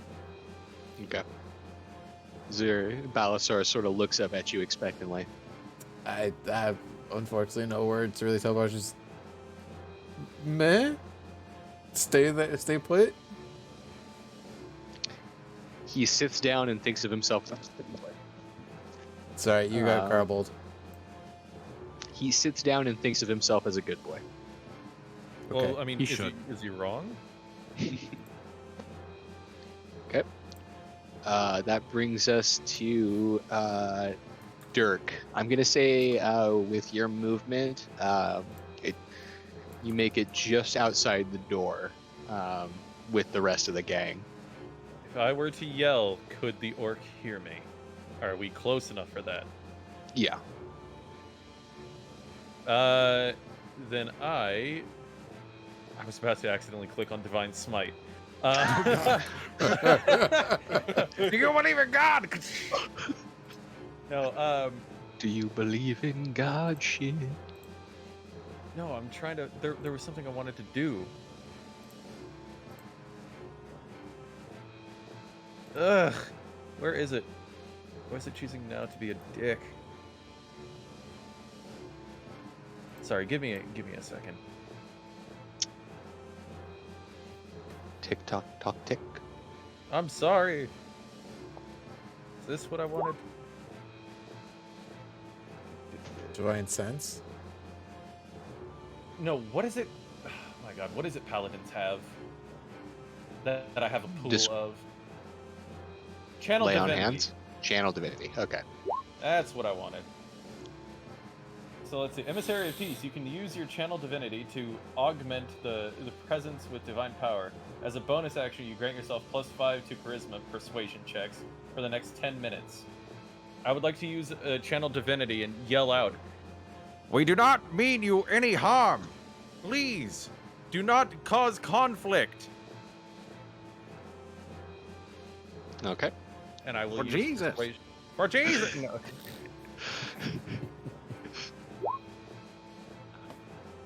+5. Okay. So that's 24. 24. Damn.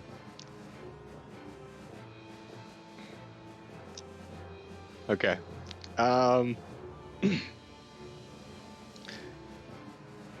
You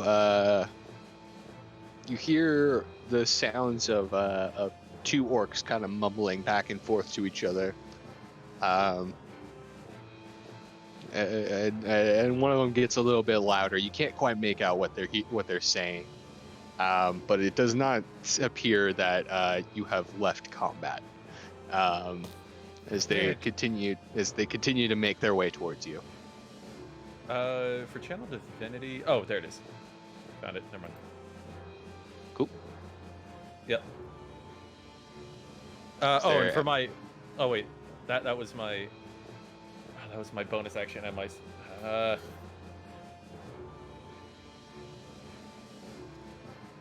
Would I be able to... How close are the other two to me? If they're just outside the door, they should be like on either side of you, essentially. I'm gonna start pull... can I use an action to kind of push... to push Asilica back inside? Why do you want to push him back inside?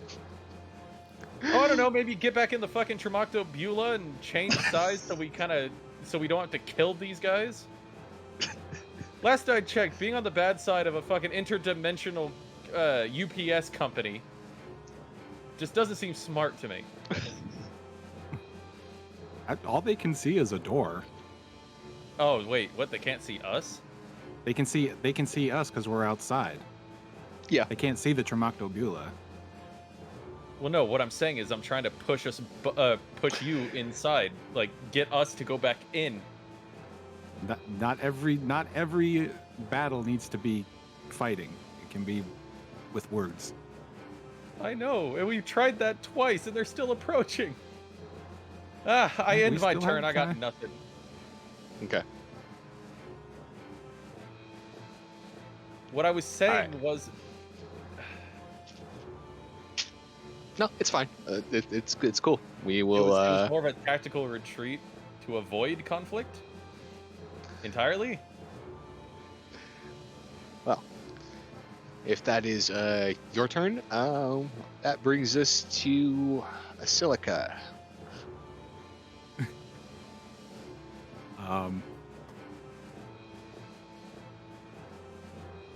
He's gonna reach out mentally again. He's just gonna say, "Look, we don't mean you any harm, and I'm not stealing anything from your mind. We're paying customers, and we need to know where we're going."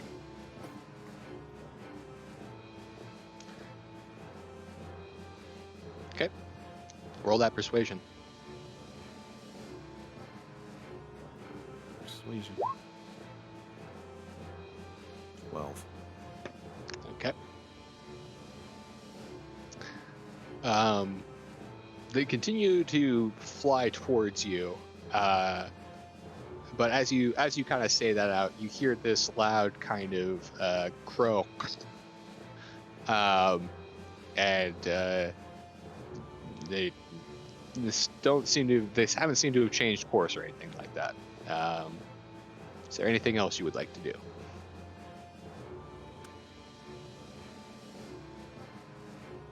I'm just gonna hold my ground and hope that I convince them.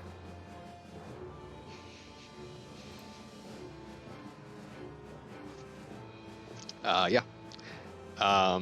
As this thing sort of makes its way towards you, you see this enormous bat, which looks horrifying in a pitch black cave. I mentioned, especially for those of you who don't have dark vision, and all you can hear is the giant bat wings flapping. Wait, does Dirk not have dark vision? Where do I check for that? I actually Wait, yeah, don't I have dark vision? I was at the bottom of the ocean. Where do I see that? It should be in your stats, but I don't recall. I don't know if constructs get dark vision, but that doesn't really matter.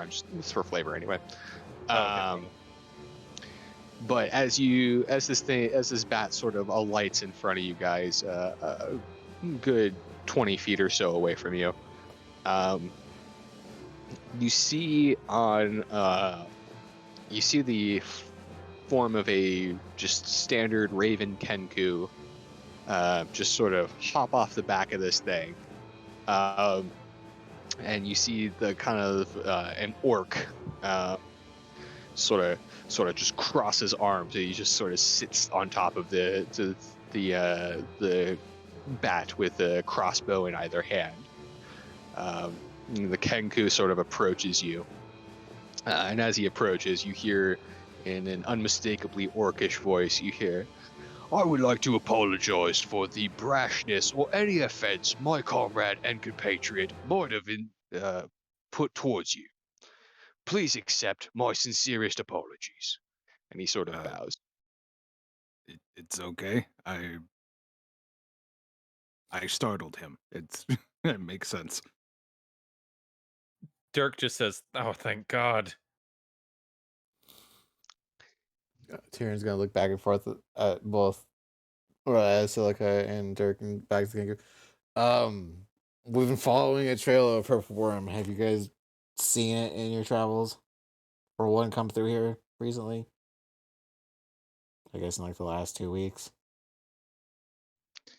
Sort of looks back at his orcish companion, who sort of shrugs. And he just the Kenku just kind of looks up at you guys and goes, That's not picking up. Yeah, it's not picking But up at all. I know what you're getting at. yeah, but he basically just calls out at you. Yeah. Is there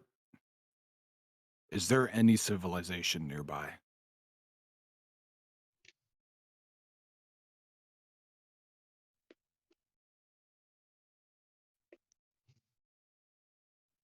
Where were you guys coming from?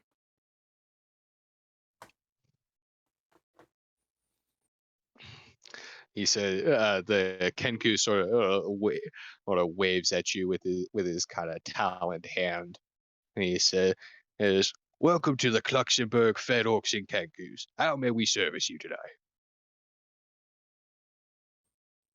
Where's the nearest? Would it be considered? Where's the nearest civilization from or town from here? Yeah. He kind of puts his talons to his hand. Well, let me think about that. Tyrion takes out 10 gold and tosses it to him. No, he sort of like takes it, pockets it. Let me think. You must be 5 to 8 miles down. It's 5 to 8 Damn. miles down. Yes. Dude, we are deep.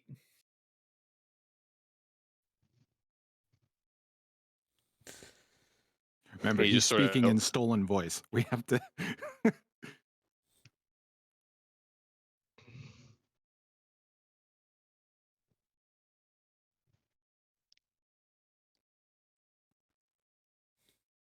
What's the fastest way to the nearest city, town, whatever's down here?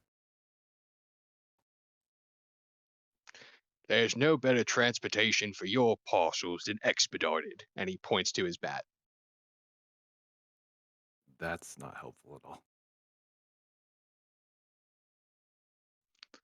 He just sort of sighs, just, and he kind of looks back at his orc companion and caws really loud. He says, and the orc says, "No, I'm not doing it. He was in my mind." And the Kenku caws at him even louder and angrier. He says, "All right, fine," and he gets off the bat. He's like, "What the fuck do you lot need?" Wow, Where- this is how you treat paying customers, huh? Yeah, you ain't paid me nothing. I'm gonna work at a post office. It's a cave. Yeah, I just gave him 10 gold. I paid you. You taking bribes on the job? Ah. That's all I'm saying. I'm just gonna leave a review. That's all I'm saying. Wait a minute. You's the one with the voice. You's the one crawling around in me mind like some kind of magic-y knife here. He's just kind of like does the eye thing at some you. people communicate that way. It's a viable form of communication. You know what? It's non-intrusive. I found it rather intrusive and All not right, at all all right, all polite. right, ladies. Dirk, All right, all right. Dirk at the top of his robotic lungs. He just screams, "Quiet!" Intimidation check. Goddamn right.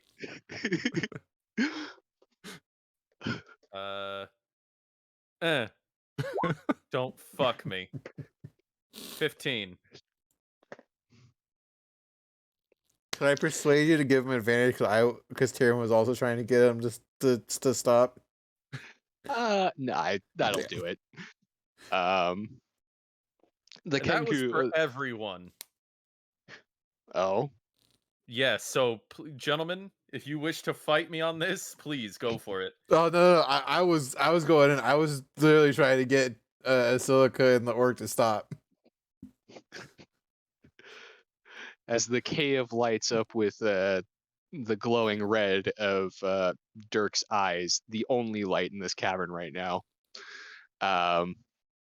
You hear the orc just kind of sheepishly just kind of raises his hands. Oh, fuck me, metal man. Anyway, and then Dirk will say, "In case all of you haven't noticed, we are sitting in a cave where there once was a purple worm. We are only looking for directions. I will give you another 10 gold. Once our business is done, we can go on our way." Whoa, hang on. What the shit you talking about a purple worm? What do you think made this tunnel? Like I What, this? had said just a few seconds ago, we were following the trail of a purple worm. Have you seen one come through here in the last 2 weeks? What? No, this is the Northern Junction. This wasn't made by a purple worm. I just don't think it is. It's just a cave. Did you know that it connects to the surface? That hole wasn't there 2 weeks ago. Mate, this junction is like 5 miles across. It connects all of the northern region to all the other Fedox and Kenkus in the area.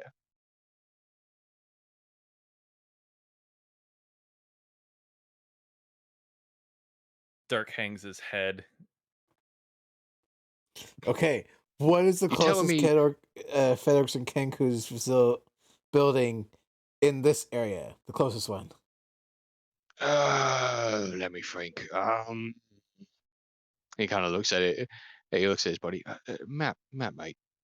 And you see the Kenku sort of pull a map out of a tube, and sort of pull it open, and they sort of like both look at you and sort of like wall you off from looking at the map. You sort of look at it. It's like, yeah, I think you guys, the closest ones you is from here. It's the Kattegat station. We just came from Fuck. there. Yeah.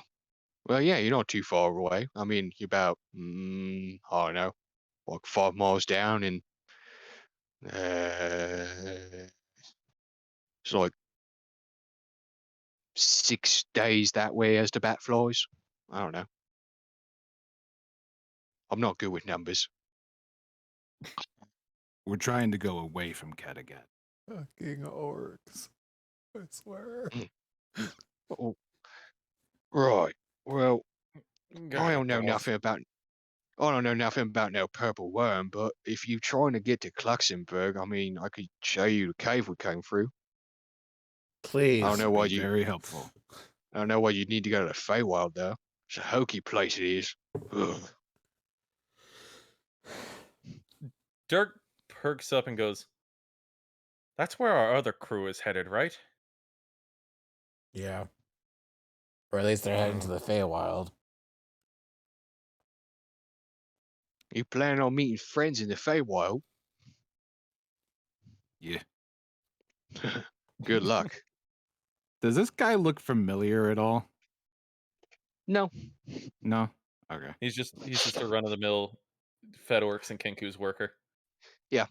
He's like one of those NPCs that doesn't even get a name. It just says Fedork. Okay. Because I mean, it's where we started this whole journey.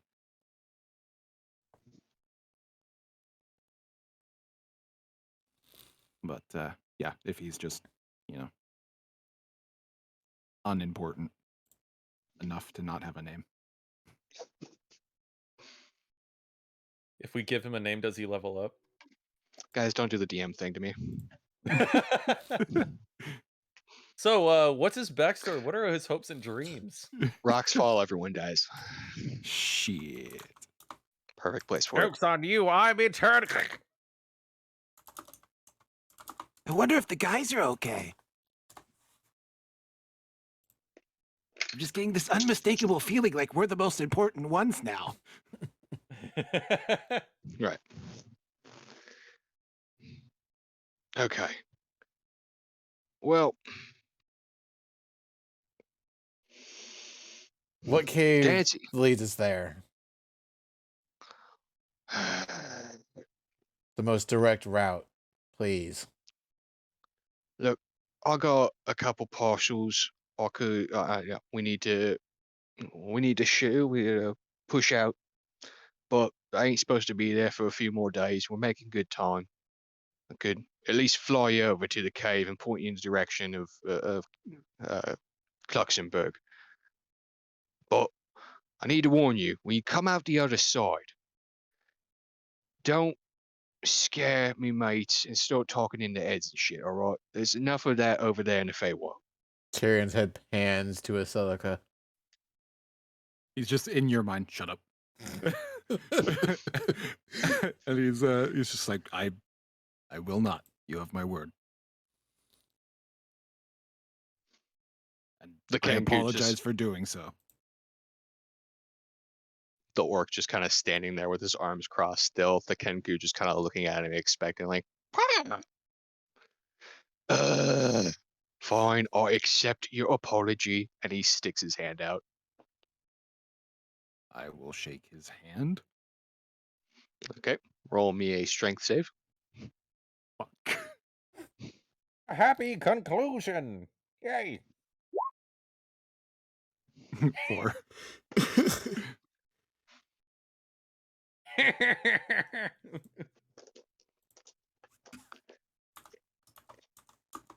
take 5 points of handshake damage. feel better? Much. That's good. Right. Well, there ain't enough room for the lot of you on our bat. Y'all got any way of flying? Yes. Okay. Quick question, Brent. Temporary hit points. Does it say that it goes away after a while, or does Scrolling it, up. or is there a duration on it? For you talking about your bardic hit points? The temp HP that he gave us. Yeah, that's gone. Unfortunately. Oh, Sorry. Could have come in Dang. handy actually. That could have realistically come in handy. okay. Okay, never mind then. Silico will just kind of turn to Dirk, seeing that they'd have to worry about Balasar if he looked to Tyrion, and he just goes, "Why don't you go with the orc, and we will go back into the ship and follow behind." Wait, Dirk go with the orc or Tyrion go with the orc? Dirk Oh, Dirk. goes. He's the most charismatic out of all of us. I was gonna say, yeah. You just see Dirk's eyes go from red, like quickly back to white, and he just goes, "If you think that's best." I'll keep the channel open to you, just because I don't want to invade his mind again. Does that I work? do- acro- With how Does it everything work? turned out, with I how don't think my everything, hand could take another squeeze like that. yeah, I was gonna say, with how everything turned out, that might be for the best. Can you do me a favor? Sure. Keep an eye on Salim. Something tells me his ego might mess things up. I will. You get a feeling he's talking about staying the shield. Just saying.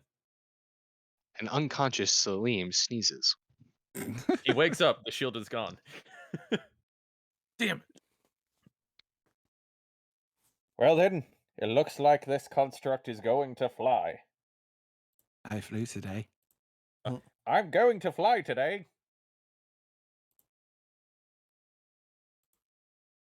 I'll turn back to the orc. All right, well, we'll follow you. He's gonna go with you.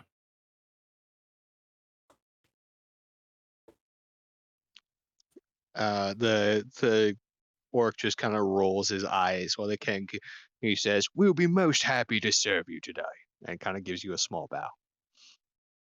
I'll be as still as a parcel and just as quiet. Sure. The orc and the kenku kind of climb back up on their bat, and the kenku kind of points to you, Dirk, and says, "Caw!" and he puts his arms out in a T pose. Oh, I will mimic the T pose. Oh wait, like this? He gives you a big old thumbs up, and the orc goes, "Yeah!" and the bat grabs you by your T-posing arms and begins to fly away in the direction that they were coming from. We will dash into the we'll dash into the Tremactobula and get back on the helm Yeah, and follow behind. Okay. Me and Belisar will follow suit and get back to our positions. All right. As you guys make your way into the Tremactobula and make your begin to follow this odd Fedork and Kenku on their bat, the construct screaming through the caverns. You guys make your way back towards the ceiling of the cave, and this is where we'll end the session for tonight. Okay. Oh, Huzzah! Basilica's gonna say- not great at social interaction. You know, it's funny with the way my character is built. He's meant for it. I feel like Fuzz would have handled that better. all right, feel like- everyone. That's been our odd company session for the night. The one with the least social interaction skills, Basilica. I mean, Mike. Where can they find you? Hey, man, I'm just playing a character. I know. We all know Mike has great social skills. Eh, He's getting better. I'm getting better. You can find me at Blake Chicago 23 on Twitch. Not doing much right now because of living situation and